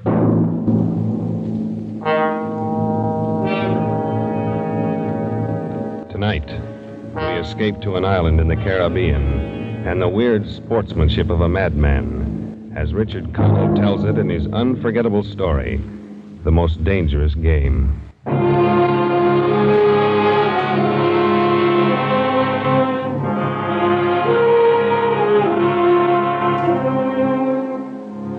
My name is Rainsford. You may have heard of me. I make my living hunting big game for many of the major museums of the world, guiding parties of sportsmen on safari in Africa, Tibet, and South America. Perhaps you've had occasion to run across some of my books. But even if you have, there's one incident you won't find described in them. The full story of my most terrible hunt.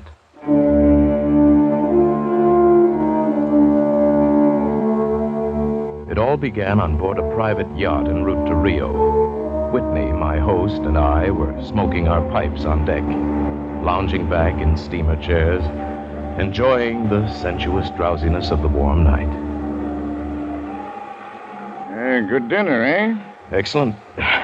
Afraid I ate too much, though. Care for some gin rummy? Oh, no, I don't care to move. All right. There's a rather large island off there to the right somewhere. It's something of a mystery. Really? Oh, I didn't know. What island is it? The old charts call it Ship Trap Island. Suggestive name, isn't it? Sailors have a curious dread of the place. Some superstition. I can't see it. Well, you have good eyes, but even you can't see 4 miles or so through a moonless Caribbean night. No, not even 4 yards. It is dark, isn't it? It'll be light enough in Rio. Oh, by the way, hope the guns have come from Purdy's. We should have some good jaguar hunting up the Amazon. Great sport, hunting. Best in the world. Yeah, for the hunter, not for the jaguar. Oh, why not? They've no understanding. Well, even so, I rather think they understand one thing. Fear. The fear of pain, the fear of death. Huh? Oh, rot, Whitney. Who cares how the jaguar feels? Perhaps the jaguar does. Oh, you're a big game hunter, not a philosopher. Look, the world is made up of 2 classes. The hunter and the hunted. We're lucky enough to be the hunters. Do you think we've passed that island yet? Yeah, can't tell in the dark. I hope so. Why? Oh, the place has a reputation. A bad one. Cannibals? Hardly. Even cannibals wouldn't live in such an isolated spot. But it's gotten into sailors' legends somehow. Did you notice? The crew seemed jumpy today. Yes, they were a bit strange now that you mention it. Yes, it's a sort of dread, a kind of mental chill. I'll be hanged if I haven't felt it myself. Oh, pure imagination. Well, one superstitious sailor can infect a whole ship's company with his fear. Maybe. Though sometimes sailors have an extra sense which tells them when they're in danger. Enough of that. I think I'll turn in. I'm not sleepy. I'll just have another pipe. Well, good night, then. See you in the morning. Yes. Good night, Whitney.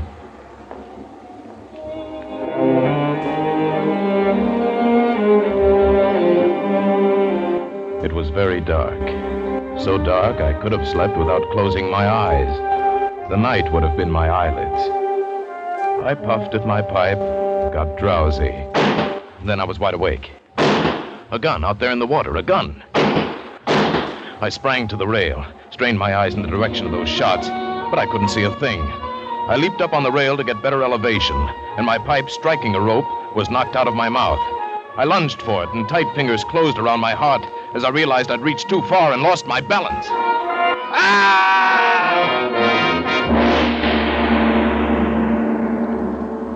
The blood-warm waters of the Caribbean closed over my head. When I came to the surface, the wash from the speeding yacht slapped salt water into my mouth, making me gag and strangling me. I coughed and spat it out and found my voice. Help! Help! Help! The lights from the boat moved steadily away. They quickly became faint fireflies. And then they were blotted out by the night. I struggled out of my clothes and turned to the direction from which I'd heard those shots. I began swimming, slowly, conserving my strength. For an endless time, I fought the sea. Then I began to count my strokes. Thought I could possibly do another 100 before Someone was shooting game. Almost at my very elbow, it seemed. It gave me fresh vitality. I swam toward the sound. Then I was in the breakers. In another moment, I was dragging myself from the swirling waters, pulling myself hand over hand onto the narrow beach, gasping, panting for breath. I saw that the dense jungle came down to the edge of the cliff, and I was on land, on blessed land, safe on the soft, warm sand.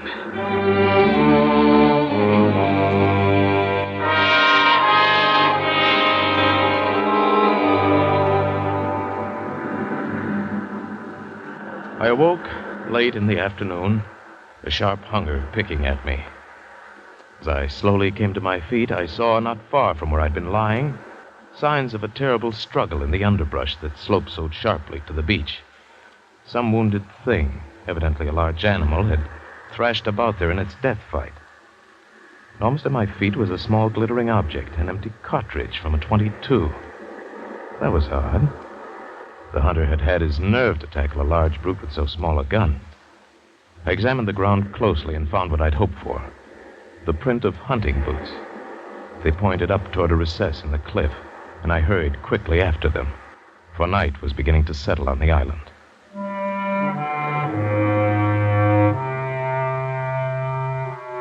It was already dark when I came upon it. First, I thought it was a village. There were so many lights.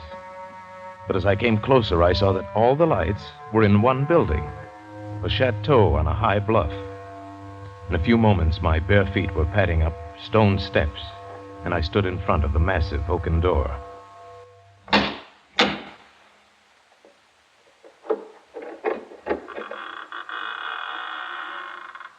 Good evening. Oh, please don't be alarmed. There's no need for that gun. I'm no robber. It sounds silly, but I fell off a yacht. My name is Sanger Rainsford of New York City. He was certainly not alarmed by me, this giant who stood facing me. The revolver in his hand continued to point steadily at my chest, and the man behind it was solidly built and black-bearded to the waist, and silent. He waved me in with the gun and closed the door behind me. I was in a huge hall, but there was no time to look around. Another man was coming down the broad marble stairs, an erect, slender man in evening clothes. I stepped toward him. I've just been explaining to this chap that I've had an accident. My name is Sanger Rainsford.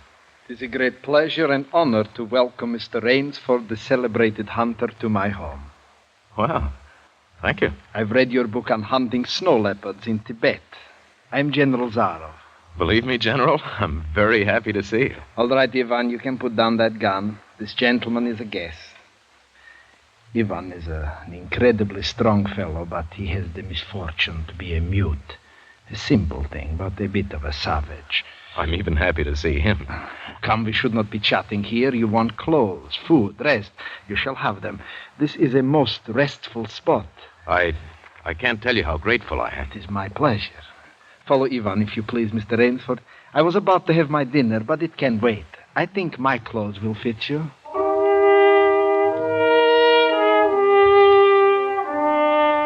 I followed the man into a huge beam-ceiling bedroom with a canopied bed large enough for 6 men. Ivan silently laid out an evening suit, and as I put it on, I noticed that it came from a London tailor. And Whitney'd called this place too isolated even for cannibals. I went downstairs and sat down opposite Zaroff in a dining room that suggested a baronial hall of feudal times. The food was excellent. Perhaps you were surprised that I recognized your name, but I read all books on hunting, published in English, French, and Russian. I have but one passion in life, and that is the hunt. Why, I notice you have some wonderful heads here. Well, that Cape Buffalo over there is the largest I've ever seen. Oh, that fellow. Yes, he charged me, threw me against a tree, fractured my skull. But I got the brute. I've always thought the Cape Buffalo the most dangerous of all big game. No, the Cape Buffalo is not the most dangerous. No? Here in my preserve on this island, I hunt more dangerous game. What, is there big game on this island? The biggest? Really? Oh, it is not here naturally. I had to stock the island. Well, what have you imported, General? Tigers? No. Hunting tigers ceased to interest me when I exhausted their possibilities. There is no thrill left in tigers, no real danger. I live for danger. Cigarette, Mr. Rainsford. Please.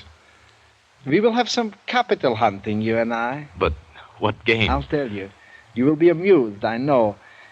I think I may say in all modesty that I have done a rare thing.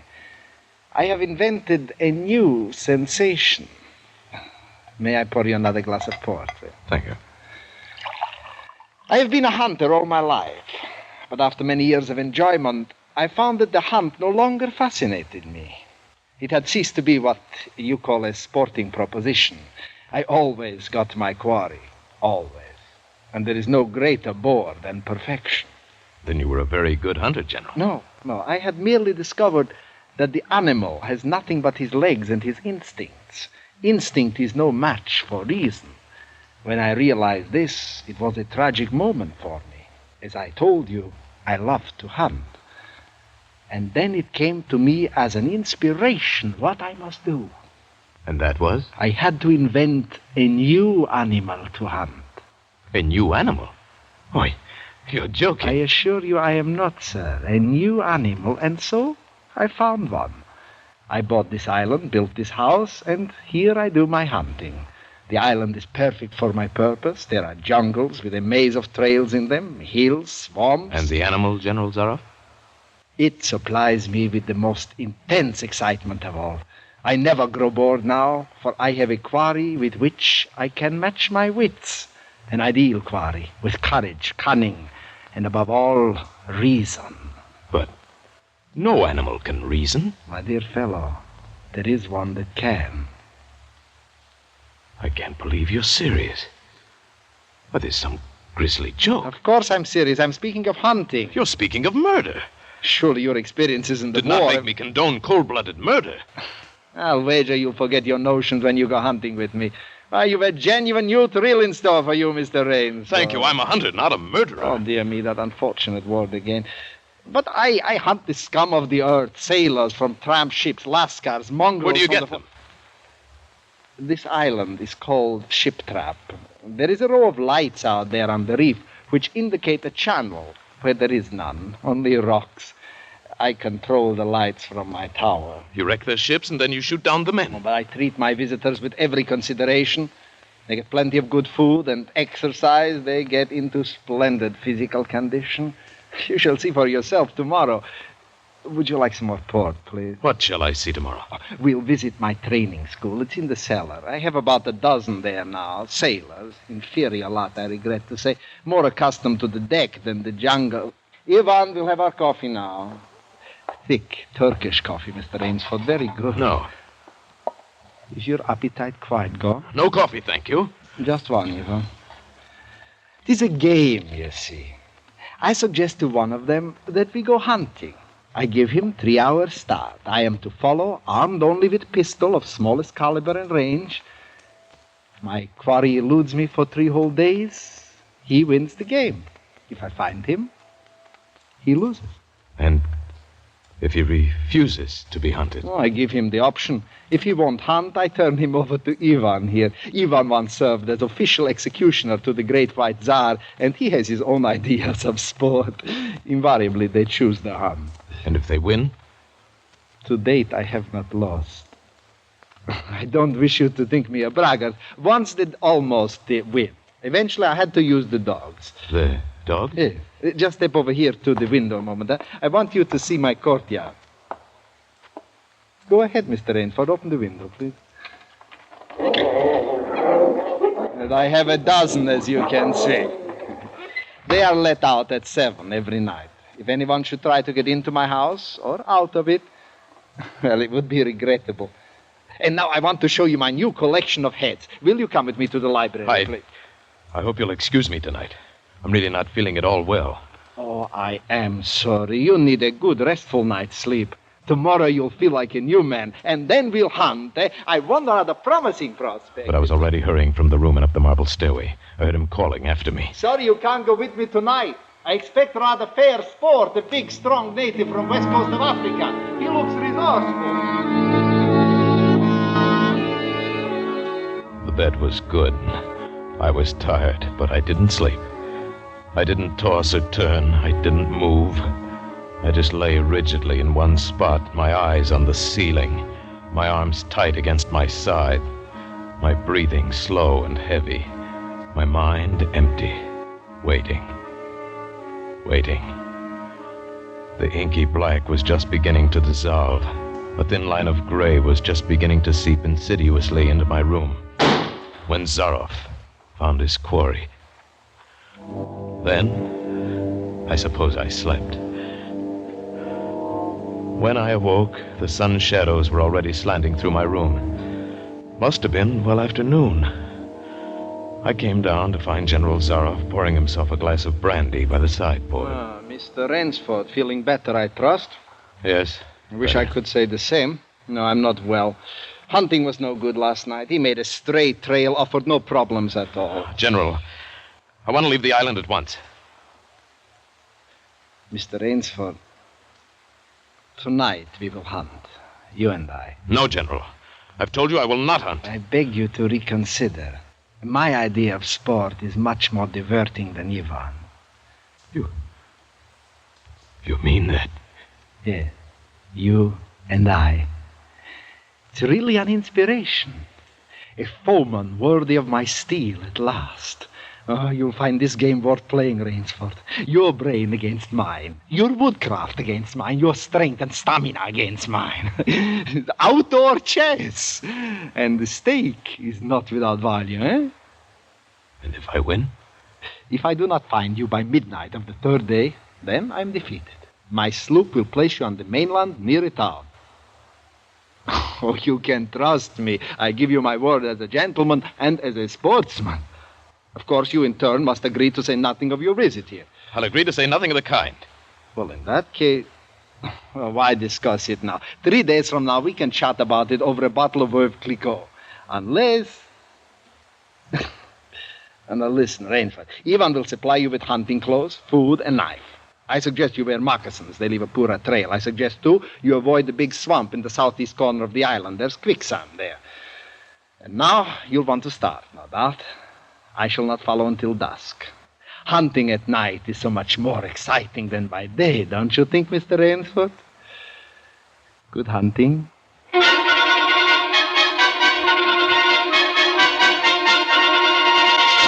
I kept telling myself through tight teeth that I had to keep my head.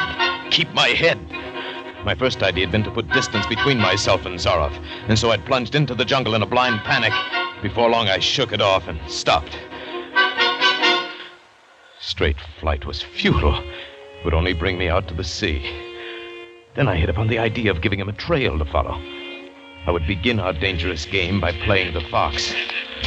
For more than 2 hours, I went through the trackless wilderness, executing a series of intricate loops, doubling again and again on my trail.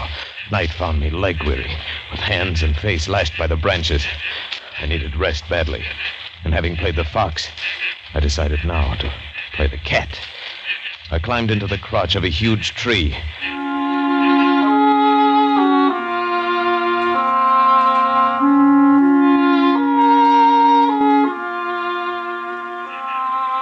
An apprehensive night crawled slowly by like a wounded snake. Then at dawning, a startled bird suddenly screamed, and I flattened against the bough.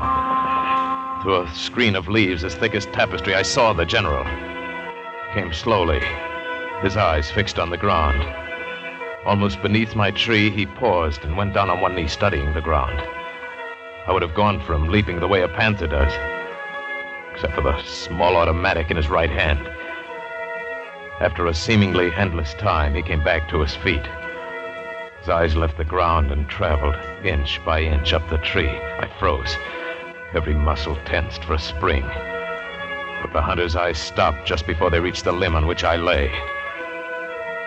A slow smile spread over his brown face. Oh, Rainsford, where can you have gone? Wherever are you, you clever dog? I simply must go home and lie down a bit to think this over. The pent-up air burst hotly from my lungs as he turned back and disappeared. So, the general was playing with me, was saving me for another day's sport. Zaroff was the cat, and I was the mouse. In that moment, I knew the real meaning of terror. I slipped from the tree and set off into the woods. I'd only gone a few hundred yards when I found a huge dead tree leaning against a smaller living one. I pulled my knife from its sheath and set to work.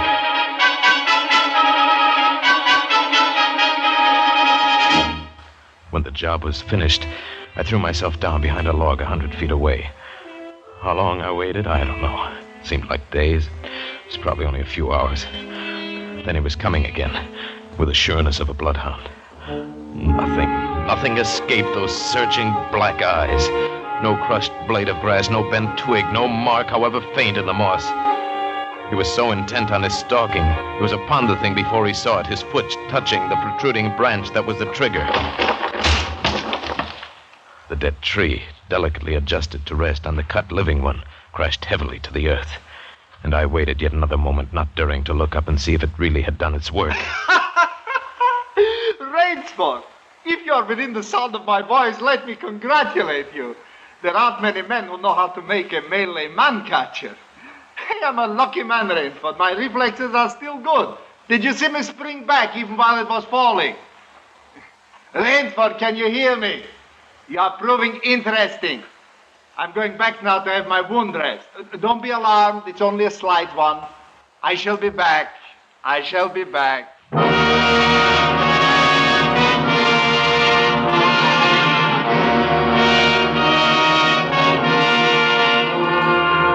It was dark, and I'd been going for hours. The vegetation became ranker. Insects were biting me savagely. And when mud began sucking viciously at my feet like giant leeches, I knew where I was. About to enter the death swamp with its quicksand. However, the softness of the earth gave me an idea. I stepped back about a dozen paces out of the quicksand and began to dig. When the pit was above my shoulders, I climbed out. And from some hard saplings, I cut stakes, sharpening them to a fine point. I planted the stakes at the bottom of the pit, with their points up. With flying fingers, I wove a rough carpet of weeds and branches, and with it I covered the mouth of the pit. Then, wet with sweat and aching with tiredness, I crouched behind the stump of a lightning-blasted tree. I heard the padding sound of feet on the soft earth. I knew he was coming. The night wind brought me the perfume of the general's black cigarette. Although I could see nothing, it seemed to me that he was coming with unusual swiftness, that he was not feeling his way along foot by foot. In one brief moment, I lived an entire year. Then I heard the sharp crackle of breaking branches as the cover of the pit gave way.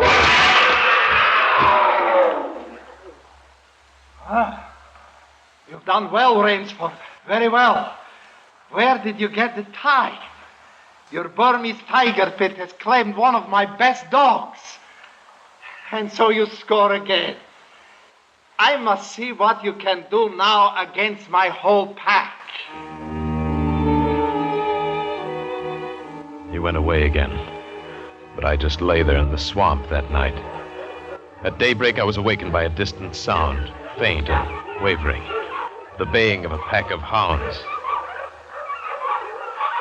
I went up into a tree. Down a watercourse, not a quarter of a mile away, I could see the bush moving. I strained my eyes and saw the lean figure of General Zaroff. Just ahead of him, I made out the gigantic Ivan, holding the pack in leash. I prepared for the native trick I've learned in Uganda. I slipped from the tree, caught hold of a springy young sapling, and to it fastened my knife, its blade pointing down the trail. With a bit of wild grapevine, I tied back the sapling and ran for my life. The hounds hit the fresh scent and raised their voices, and I knew how an animal at bay must feel. Even as I ran, the clamor of the hounds suddenly ceased, and with it my heart stopped. For that meant they'd reached the knife. I climbed excitedly up a tree and looked back, and hope died in my brain. The general was still on his feet. Ivan, however, was not. The knife, driven by the recoil of the springing tree, had done its work. Then the dogs took up the cry again, and I was on the ground once more. Nerve, nerve. I panted the words over and over as I fled headlong. A blue gap showed through the trees dead ahead. I forced myself up on towards the gap and reached the sea. Lay 20 feet below me, rumbling and hissing. I stood a moment, poised over the edge. I heard the hounds. I knew it was the end. Then I leaped far out into the water.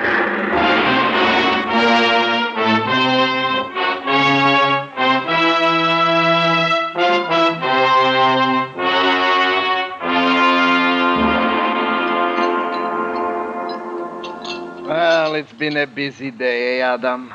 A busy day. Oh, down, Adam, down. What's the matter, my boy? Hungry? All right, catch. It's quite a day. Not perfect, of course. 2 slight annoyances. One is it will be difficult to replace Ivan. And the other, well, our quarry escaped us, didn't he, Adam? But then, of course, the American didn't really play the game. So we won't count it. We won't count it at all. All right, my boy. That's enough for now. Out you go with the rest. Better luck another time.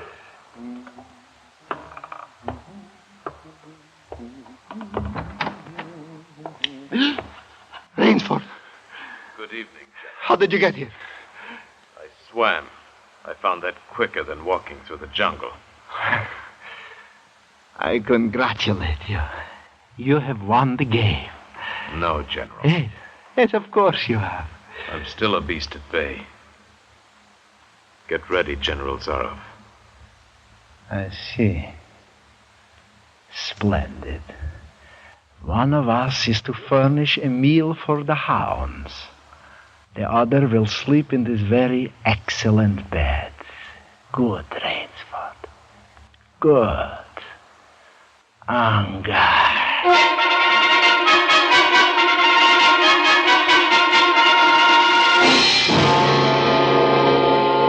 Huh? The General was right. Never before in my life had I slept in a better bed.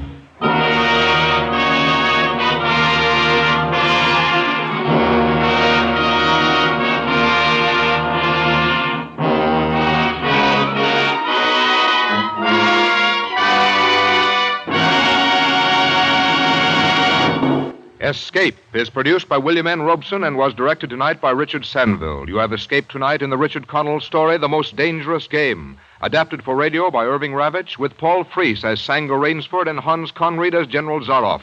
The special musical score was conceived and conducted by Cy Feuer. Next week, you're sitting at the throttle of a speeding locomotive, screaming around the curves of a mountain gorge, racing against time with death at your shoulder. Next week, you're the engineer of the Yellow Mail.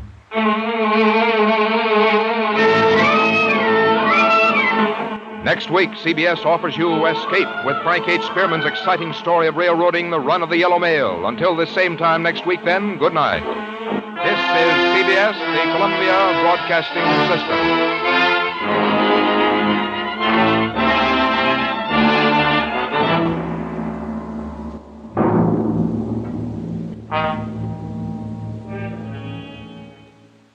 "77 years ago, October 1st, 1947, Escape here on Classic Radio Theater with Wyatt Cox. Dick Kollmar stars next as Boston Blackie.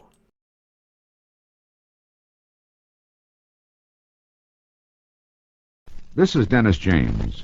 Civil defense preparedness is important to all of us living in today's nuclear age. For information on the importance of first aid training in protecting your home and family, here is a message from Leo A. Hoig, Director of the Office of Civil and Defense Mobilization. First aid training can prepare you to meet emergencies quickly when time is precious. If we are ever attacked, medically trained personnel will be busy aiding the desperately ill and injured. Your first aid training could save the life of a member of your family, a friend, a neighbor. You can't always count on someone else helping. Will you know what to do? Take the first step today. Enroll in a Red Cross first aid course. Knowledge of first aid is good common sense and good civil defense. Be sure you are prepared for any emergency. We continue now with an episode of Boston Blackie starring Dick Kollmar. This episode, entitled The Undersea Murder, was originally broadcast 78 years ago, October 1st, 1946. I found it, Larry. Found it. You're not kidding, Bill. Are you sure? Positive. Don't get so excited you stop pumping air to me down here. Keep your helmet on. I'll keep pumping. You sure it's the sunken ship we're looking for? We were looking for the Argus, weren't we? Yeah, but make sure it has the gold in it before we get too excited. Okay. Give me a little more line. Yeah. There's a big gap in her side I can look into and see right into the hold. Okay, but be careful. Don't get caught in the current and lose your footing. Just keep my lines tight, and I won't. Keep pumping air. I'll pump you enough air for a month if you found that gold. Just enough for now will do. Well, Bill, what goes? You see anything yet? See anything? I can see everything. Larry, there's more gold here than I thought was in the whole world. You found it, huh? I sure did, Larry. We're rich. You mean I'm rich? What are you talking about? You'll know in a minute. Pull on your tow line. Huh? Pull on it, Bill. Okay, but... Hey, Larry, it's loose. Sure. I got it loose. What's the idea? What... And here goes your airline, too, Bill. I'm cutting that. No, Larry, don't. No, you can't. I can't, huh? I already have. Oh, Larry, don't. I'm pulling out of here, but fast. As soon as I cut this phone line. Oh, Larry. So long, Bill, old pal. Larry.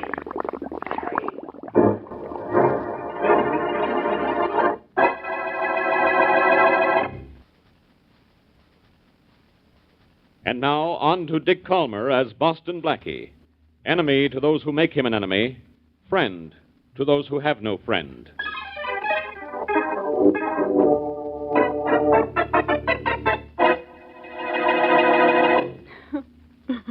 I know just how you feel, Sarah. Your brother was a swell guy. And believe me, there was nothing I could do to save him. I'm sure there wasn't, Larry. Honest, there wasn't. I was pumping air to Bill when all of a sudden the phone went dead. Then I saw bubbles on the water, and when I pulled on the tow line, it was limp. Something underwater must have cut the lines. Yeah, I'm afraid that's what it was. Sarah, I want you to remember that Bill and I were partners. And Bill's death doesn't dissolve that partnership. You're in if I ever find that gold. No, I wouldn't want it. It'd remind me too much of Bill. I think you'd better go now, Larry. I think I'd rather be alone right now. Yeah, sure. Anything you say. Well, so long, Sarah. And I'm sorry. It's all right. Bye, Larry. Hey, goodbye. Bye, Larry. I'll be seeing you. Yeah, sure, kid. So long. What are you bawling about, sis? Bill. Yeah, me all right. Came in the back way so nobody would see me. Thanks for feeling so miserable when Larry told you I was dead. It's very complimentary. Bill, it really is you. You're alive. Yeah, sure am, sis. And it was some story Larry told you about how I died. He thought you did die. What happened? What happened? Larry tried to kill me, and I'm alive now only because I'm a smart diver. I'm going to be just as smart a killer. Bill, don't talk like that. Why not? As far as anybody knows, I'm dead. So I'm going to kill the guy who tried to kill me. And I'm going to get away with it, too.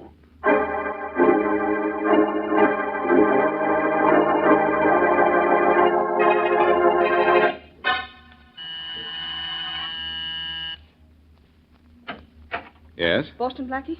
Yes, again. May I come in? Yes, with a capital. Why not? Thank you. Blackie, Don't tell me. You're in trouble. Oh, you know someone who's in trouble, and you've come to me for help. Yes, Blackie. It's my brother. Well, what's he done? Swindled, embezzled, or murdered? He hasn't done anything yet, but he's going to kill a man. He is? When? As soon as he finds him. And he's going to get away with it, too. That's a popular misconception, Miss...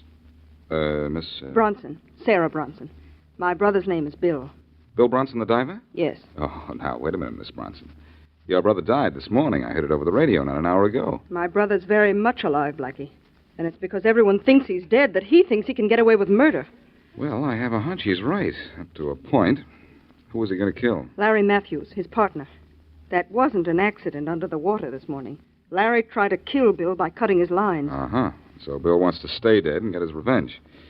I think you'd better go to the police, Miss Bronson. No, I don't dare. Why not? Bill's gone almost crazy after that experience this morning. He said he'd kill me if I went to the police. But he didn't say anything about going to you. I see. Well, I'll see what I can do for you. Whatever it is, you'll have to do it fast. Bill is... Excuse me.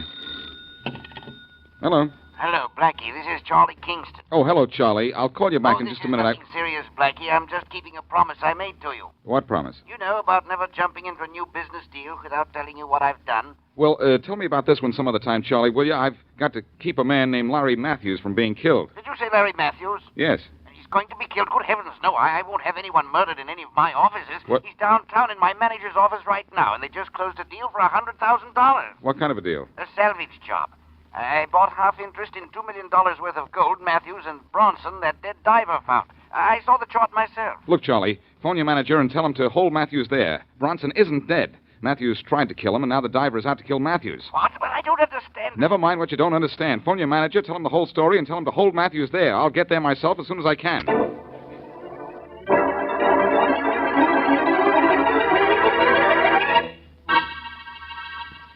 So that's what the score is, Mr. Matthews. Oh, excuse me. Sure, Mr. Waltham. Waltham speaking. Oh, Henry, this is Charlie Kingston. Oh, yes, Mr. Kingston. Look, is Larry Matthews there? Yes, he is. Good. Keep him there. Don't let him leave your office under any circumstances. What's the matter? His life is in danger. Somebody's looking for him to kill him. Boston Blackie will be down there in a few minutes to take over. Now wait for him. All right, but I don't understand. Now, don't try. Wait till Blackie comes and then get that chart from Matthews. I want that chart. Don't worry, Mr. Kingston. I'll get it for you. Bye. Goodbye. Anything wrong, Mr. Waltham? You look a little pale. Nothing much is wrong, I hope, Mr. Matthews. That was my boss, Mr. Kingston. He wants me to keep you here in my office until Boston Blackie gets here. Why? Why? Because your life is in danger. Huh? Mr. Matthews, do you know of anyone who's trying to kill you? No. No one in particular. But I'm not surprised my life's in danger. Yours would be, too, if you owned something as valuable as that chart of mine. Yes, I suppose so. Well, we'll own it soon. Mr. Kingston asked me to be sure to get it from you. Well, you've given me your check. Come on down to my house at the waterfront, and I'll give you the chart. Mr. Matthews, I can't let you leave this office. Mr. Kingston's orders. Well, if you want that chart, you'll come and get it now. I want to close this deal and get rid of that chart. Well, aren't you afraid to go out on the street? I'll take my chances. I got a gun right here, see? Come on, I want to get this deal over with. All right. I'm going with you. Just a minute. Hey, what are you taking out of that drawer? My gun, Mr. Matthews. If you're in danger, I'm in danger, too.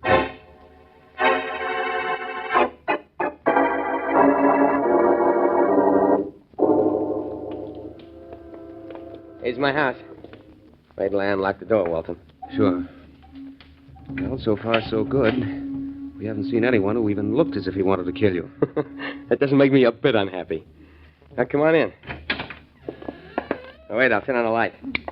There. Now, come on in. I'll get you the chart. Okay. I never had enough money for a safe, so I always hid anything valuable under the floor. I see. This loose board here is my safety deposit vault. Here. Here's your chart right here. I'll see if they can get anything else now. Let's see how do you turn out the light. Oh!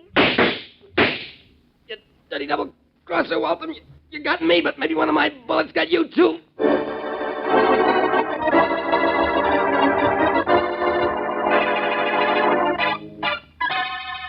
Hi, Blackie. Hello, Mary. You know, I've been waiting in this office for you for 1 hour. Well, I got here as quickly as I could, but I wasn't worried. I knew Matthews would be safe as long as you were here. Well, I'm here, but Mr. Matthews isn't. What? I hope I won't have to tell you a dozen times. Mr. Matthews went out with Mr. Waltham. But didn't Kingston phone here and tell... Excuse me. Kingston Enterprises, good afternoon. Well, this is Mr. Kingston. Let me speak to Mr. Waltham again, will you? Mr. Waltham's out, Mr. Kingston. Oh, I see. Oh, did he leave with Mr. Matthews and a Boston Blackie? Boston Blackie? No, sir, I don't even know him. I'm Boston Blackie. If that's Kingston, I'd like to talk to him. Oh, Mr. Kingston, Blackie wants to talk to you. Oh, by all means. Here you are, Blackie. Thanks. Hello, Charlie. Blackie, what's the matter down there? Where's Waltham and Matthews? Well, that's just what I want to ask you. Didn't you phone Waltham and tell him to keep Matthews here? Yes, the minute I was through talking to you. Well, what is it? he isn't here now. What happened to you? And I hate to think what's going to... Well, wait a minute, Blackie. Here's Waltham now. Good. Matthews with him? No. Good heavens, Blackie. Waltham's wounded. Badly? Just a minute. Waltham, what happened to you? Here, sit down here. I've been shot. I went with Matthews. I got shot. Well, Charlie. Look, sit down. Yes, Charlie. Blackie, yes. If Waltham can talk, put him on the phone, will you? All right. Just a minute. Can you talk, Waltham? Yes, I think so. Good. Here, I'll hold the phone for you. It's Boston Blackie. He wants to talk to you. Waltham, can you hear me? Yes, Blackie. Where's Matthews? Dead, I guess. I don't know. It happened too fast. Who shot you? I don't know. I couldn't see. It was too dark down there. Down where? In Matthews' house.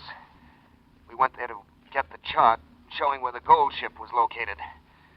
We were in the house when the lights went out. There were shots from the darkness. Matthews fell. I was hit, but I got away. Where's Matthews' house? On Wharf Street. Okay, I'll go down there and see what happened. Matthews still has the chart? Yes. Yes, he has. Well, maybe I can find it. Maybe I can find him. One thing, I promise you, I'll find something.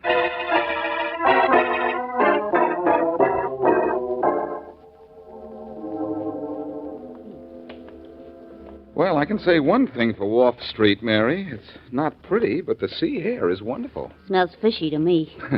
So does this little situation we're in. Hmm. Well, the man at the fruit stand said this is Matthews' house, 219. I don't see any signs of excitement. Maybe Mr. Waltham dreamed up his story about being shot. If he did, he dreamed up a bullet hole, too, Mary. And that's awfully realistic dreaming. Let's go in and see if we can find anything. All right. The lights are on inside. Let's have a look around. Okay. We've searched downstairs. There's nothing here. What's with you? Hey, Mary, that's Faraday.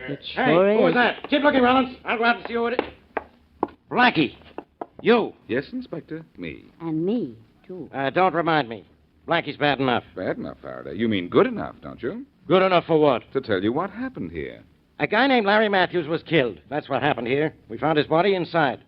I suppose you know who killed him. Sorry to disappoint you, Faraday, but yes, I do know who killed Matthews. It was his ex-partner, Bill Bronson, the diver. Ho-hum. Want to hear more? Keep talking. You don't know how stupid you sound.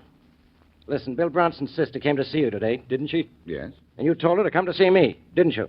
Yes, but she wouldn't do it. Well, she changed her mind. Women do that, you know. So? So, Blackie, you think Bill Bronson killed Matthews, huh? I know he did. How do you like that? Well, an hour before Matthews was killed down here, a cop arrested Bill Bronson uptown, and he's been in jail since. How do you like that?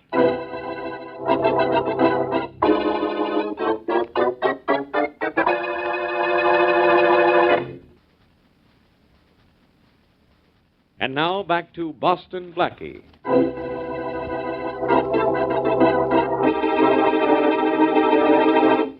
When Bill Bronson, diver, found a sunken ship with its long-lost cargo of gold, his partner, Larry Matthews, cut his air hose and lines and left him for dead.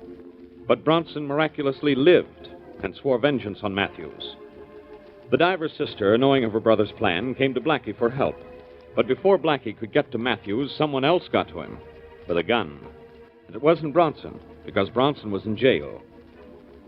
As we return to our story, Henry Waltham, who was with Matthews when he was shot, is having a bullet wound dressed by a doctor. Still hurt, son? Yes, it does, Doctor. You're lucky you're still alive. That bullet just missed puncturing your lung. Yeah? Yep. You'll have to take it easy for a while. Yeah. That dressing will do for now. Thanks. Thanks a lot, Doctor. Well, let's see how you respond to treatment before you thank me. Here we are. What's your name, son? You have to know that? Yep. Okay. It's Waltham. Henry Waltham. Henry Waltham. Mm-hmm. And how did you get that bullet in you? I told you when I came in. It was an accident. I know. Now suppose you tell me the truth. Look, what's it to you how I got shot? You're a doctor, not a policeman. I know, but I have to report this to the police. What? You've got to report it. Oh, no. But it's the law. I'd lose my right to practice if I didn't. Well, you're going to lose a patient if you do. Lie down, son. You're still too weak to I'm not too weak to get out of here. Oh, no, you don't. Oh, yes, I do. Here's something. Steady your feet. Come back here, you. Come back. Oh, no.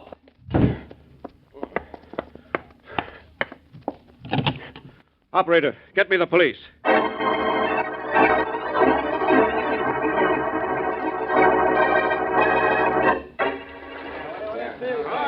Wonder when that diver's going to signal us, Blackie. He's been down there long enough to have found $10 million in gold. Well, I wish he'd find Waltham while he's at it, Charlie. Blackie, do you think Mr. Waltham killed Mr. Matthews? I don't know, Mary. Oh, Mr. Kingston! Mr. Kingston! Yes, Captain Arnold. The diver's found something down there, Mr. Kingston. Wants to talk to you. Well, thank you, Captain Arnold. A couple of extra earphones, Blackie. You and Mary might like to listen in. Thanks, Charlie. Oh, I'd love to. Just wait till I get mine on. Okay then. This will be a great moment if he's found that gold. Hello down there. This is Charlie Kingston. Sorry, Mr. Kingston. No luck here either. But Captain Arnold said you'd found something. Yes, but not a ship full of gold. Just the end of the sandbar. The drop-off so deep. My light won't hit the bottom of it. Well, I guess we're in the wrong place again. I'm afraid we are, Mr. Kingston. I wish you'd had a better look at that chart. I can't make many more dives today. I realize that. Well, come up and try just once more, will you? Sure. Once more. Oh, Captain Arnold, Yes, Mr. Kingston. have your men bring the diver up. We still haven't found the right place. Yes, sir. All right, men. Let's bring the diver topside. If he only brings down there, worth bringing up. Come on. I'm afraid you'll have to wait until you get that chart to find your gold, Charlie. But I may never get it, Blackie. Remember, I only had a quick look at the chart. Oh, look, they're cranking the thing that brings the diver up. I'm going over there and watch him come out of the water. Well, don't try to help anyone, Mary, or they may have to pull you out of the water, too. Okay, I'll be careful. I think we'll try looking for the gold over there a few hundred yards. You're just wasting your time looking for it without that chart, Charlie. And I'm wasting my time out here, too. I ought to be looking for Waltham. You think he killed Matthews, do you? Well, I'm not sure. And I'd hate to think that Waltham killed Matthews. You know, he said a third person entered the room just as the shooting started. I don't believe that story completely. That's why I want to find Waltham. All right, men. The diver's broken the service. Pull him aboard. Come on, you better step aside, lady. Oh, I'm sorry, all right. Better come over here by us, Mary. Oh, shucks. I wanted to watch him take the diver's helmet off. He's going to go down again in another spot, Mary. Maybe you can watch then. Well, you can see him from right here now, Mary. Well, it isn't as good as being close, but... Oh, look. He's up on deck now. He looks like the man from Mars, doesn't he? Yes, he does. All right, men. Stop the pumps. They got his helmet off. That's it. Well, Mary, you saw them take the helmet off. Blackie, look! Look, there's an awfully big launch, and it's heading right toward us.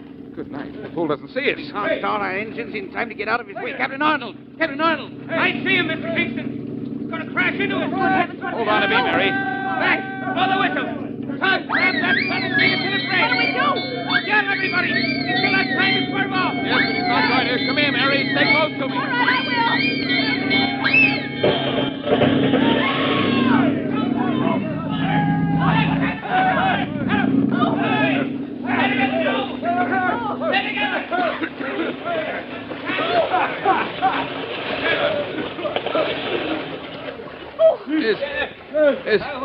Is everybody all right? Well, I'm all wet. I think I'm all right. You all right, Blackie? Yes. I'm okay, but look, we're 5 or 6 miles from shore.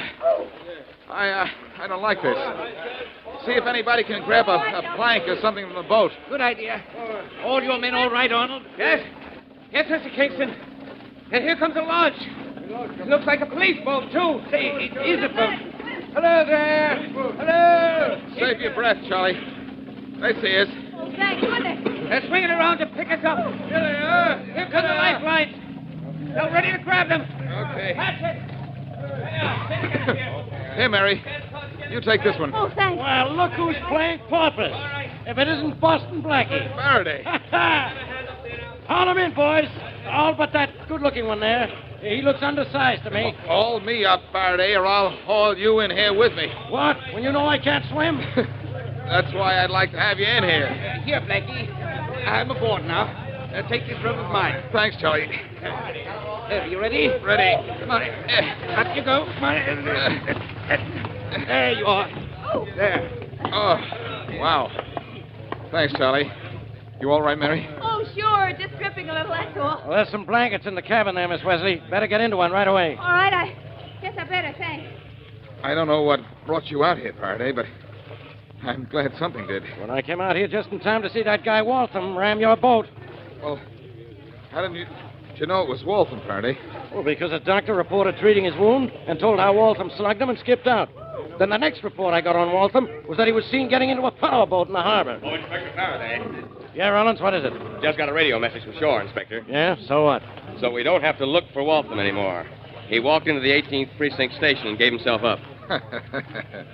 So you think Waltham rammed us, do you, Inspector? Okay, I was wrong. I suppose you know who rammed you. I have a rough idea, and I think if I see Bill Bronson, I can smooth it out. Bill Bronson? What could he have to do with this? He's still in jail. Good. Let's go down and see him before he's released. What makes you think he's going to be released? You're going to release him. He still doesn't know that his ex-partner Matthews is dead, and, Faraday, before you let him out of jail, I'm going to let you in.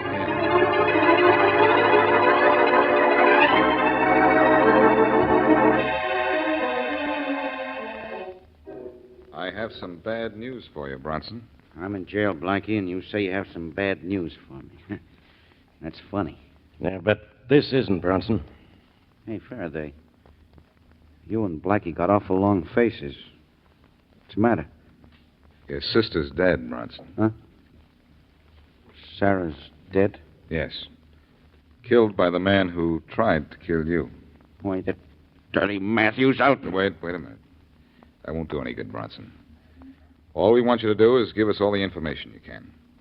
We found your sister's bodies in Matthew's house. Do you know any reason why she would be down there? Yeah. Yeah, I know a reason, Blackie. I guess I'm it. What do you mean, you're it? Well, what am I in jail for? Because I said I was going out to kill Matthews for trying to kill me.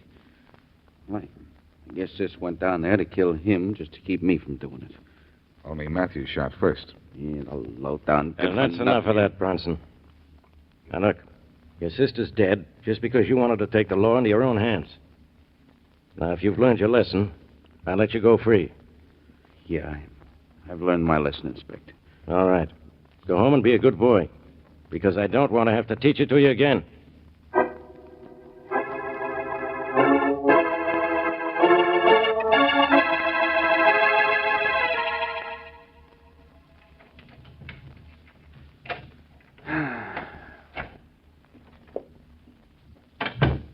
Who is it? Who's that? It's me, Sarah. What's the idea? Bill, they let you out. Sarah. They told me you were dead. What? Yeah. Said Matthews killed you. I told him you went down there to kill him for me. You idiot, you stupid... Now, look, you don't have to get sore. I had no way of knowing that I didn't have to get sore. I ought to kill you for what you've done to me. What have I done? What have you done? Because of you, you stupid fool, the police are going to be after me for murder. And why did I kill Matthews? For you. You did not. It was your idea to kill him for the money in the charge. All right, it was my idea. And it was also my idea not to get caught. But you aren't caught yet, and I was tricked into saying that... Sane enough to send me to the electric chair. And everything was perfect, absolutely perfect, till you had opened your stupid mouth. Now, look, don't blame me all for this. Your plan wasn't perfect. Oh, wasn't it? Who'd ever guess I killed Matthews? Didn't I go to Blackie and warn him that you were going to kill Matthews? Didn't I go to the police and have them arrest you to keep Matthews alive? I know all that. You know all that. Well, I know a lot more. After I took Matthews' chart, I risked my neck to keep Charlie Kingston from finding that gold. I rented a launch and rammed his boat. I did all that for us. And what did you do for me? Fall for a stupid trick. Now, look, I'll go back to the police and tell them I was lying about you wanting to kill Matthews. Why don't you tell us now, Bronson? We're right here. Come on in, Blackie. Police. Stand where you are, Bronson. Rollins, go revive Miss Bronson. She's fainted. Yes, sir. Well, Faraday, happy now? Yeah, I'm happy, Blackie. I've got my killers. Sure you have. I made sure you would. Well, Inspector, you might as well take Bill Bronson downtown. He's so used to being underwater. Let's see if he's getting used to being under arrest.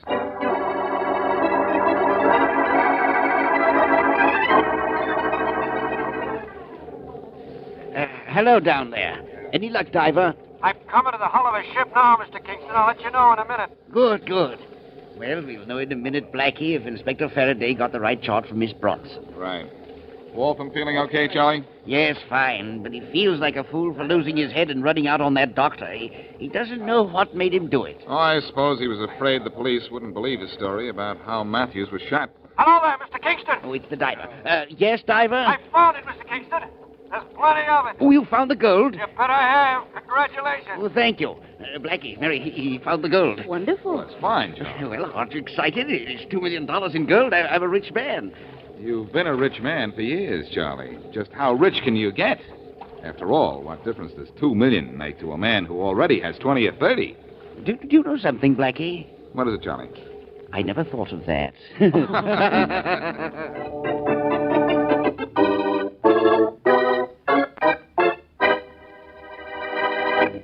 Dick Kollmar, starring as Boston Blackie from 78 years ago, October 1st, 1946. Up next, Superman.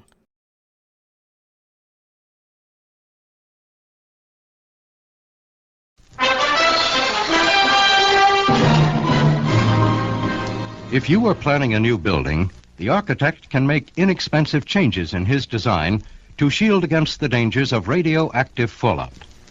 This technique is called design slanting, which simply means designing for added fallout protection without adversely affecting the use, appearance, or cost of a building. To learn more about slanting, contact your local civil defense director. Now another episode of Superman, this episode 83 years ago today, October 1st, 1941, 83 years ago. Presenting the transcription feature, Superman! Look! Up in the sky! It's a bird. It's a plane. It's Superman! Yes, it's Superman, strange visitor from the planet Krypton, who came to Earth with powers and abilities far beyond those of mortal men. Superman, who can leap tall buildings at a single bound, race a speeding bullet to its target, bend steel in his bare hands, and who, disguised as Clark Kent, mild-mannered reporter for a great metropolitan newspaper, fights a never-ending battle for truth and justice. And now to our story. When a tribe of savage Central American Indians attacked the rubber plantation where he was staying, Clark Kent, as Superman, successfully beat them off, only to discover that a poison dart had struck John Carter, the plantation manager. At the point of death, Carter gasped that the Indians were the only ones who had an antidote to the poison. Strangely enough, these same Indians, the Nawans, also possessed the antidote to the brain-numbing potion that had been given the players on the Metropolis football team, the antidote for which Kent had come to the jungle. With Carter's life slowly ebbing away, Kent had to think fast. Before the battle with the savages had started, he had been forced to knock out a local white derelict known as Pango Pete and deposit him in the back of a truck. Pango Pete was known to be friendly with the Indians, and it was Kent's thought that in this emergency he might be of help. But when he reached the truck, Kent found it empty. He hurried to the derelict shack. Empty. Far off in the distance, echoing out of the dark, matted depths of the jungle, he could hear the beat of the Nawan tom-tom.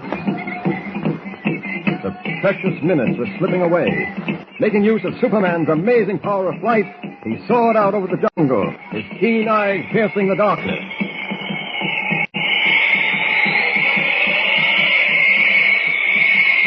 That huge fire up ahead must mark their campsite. Yes, I can see them dancing around it. Only one thing to do. Drop right down into the middle of the fire.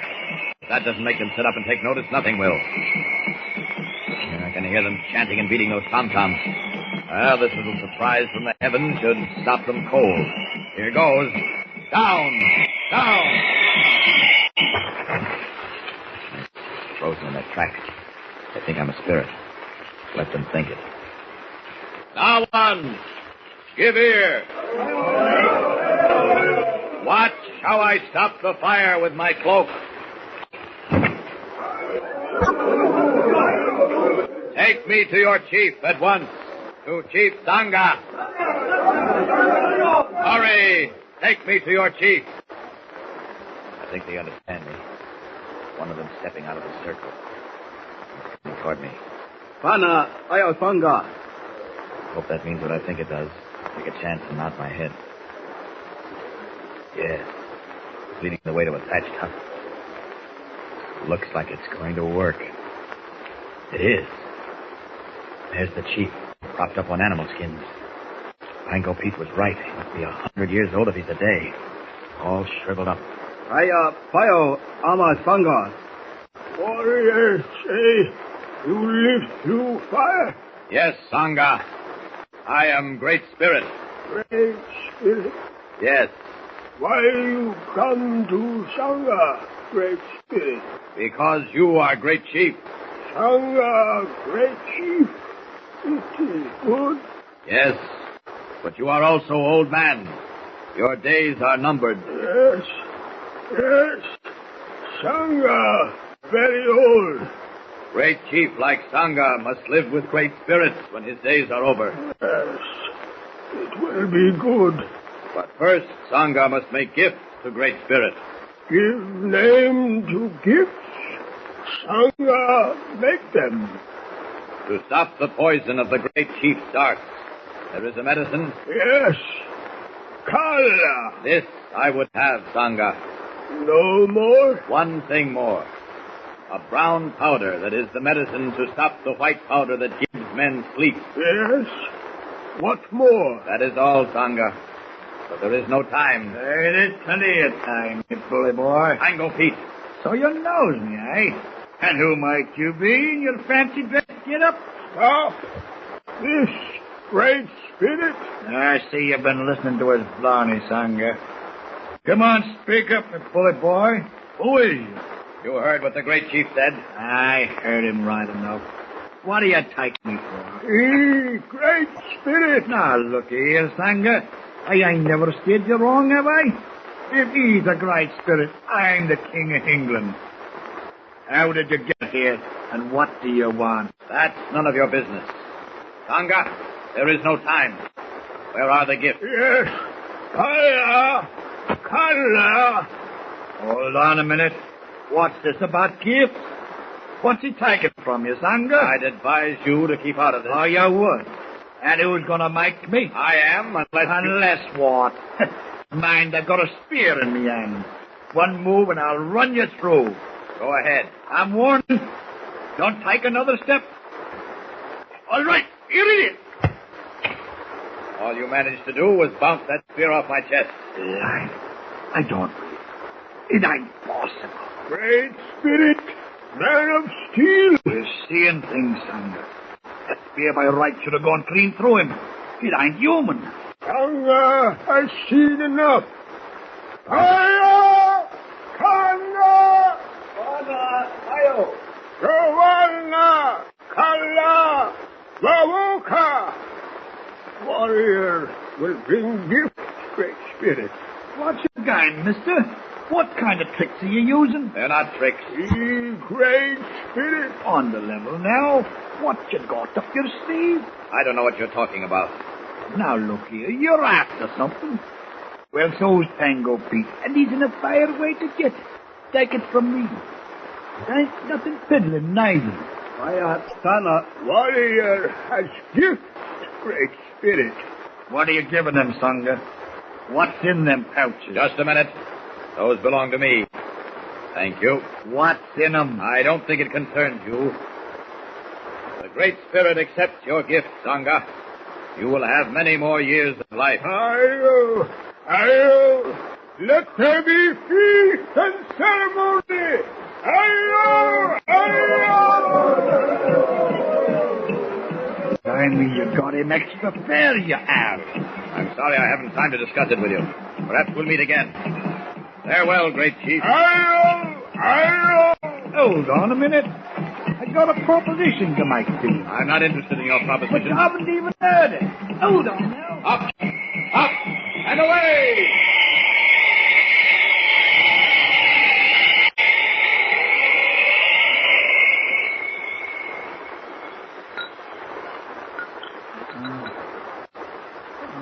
That's it, Mr. Carter. Just a little bit more.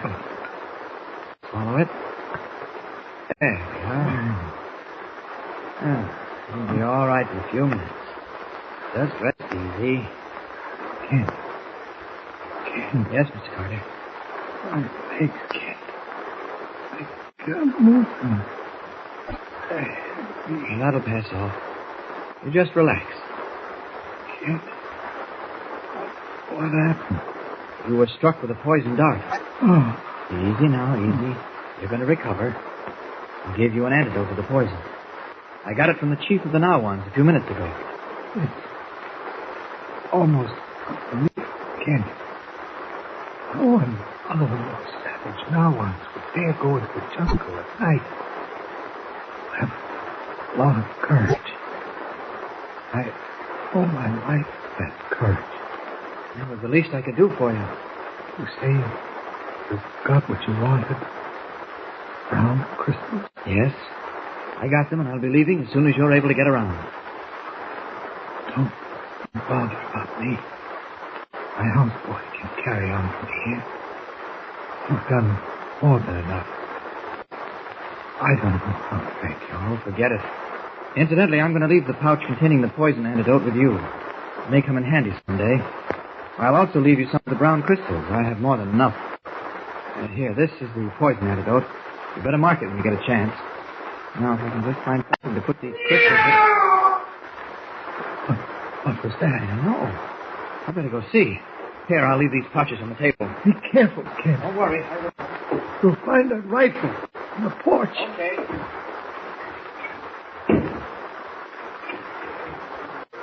Who's there? It's only me, Mr. Carter.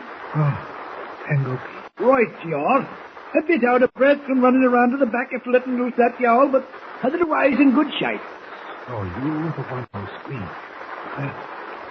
What's the idea? I had to get him out of the cottage, didn't I? I'd advise you to get out yourself. I know all about you.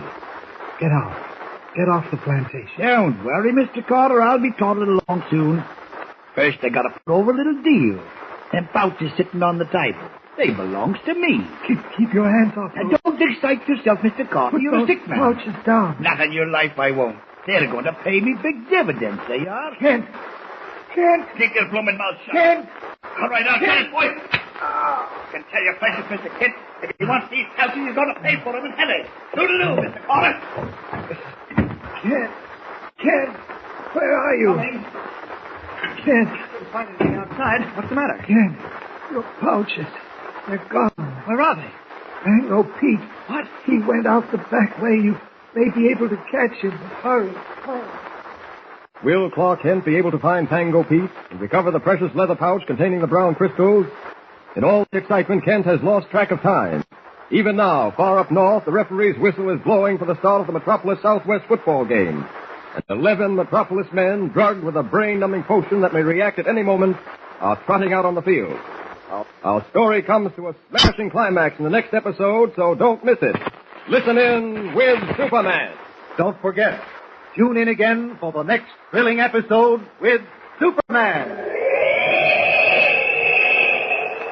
Look, up in the sky. It's a bird. It's a plane. It's Superman.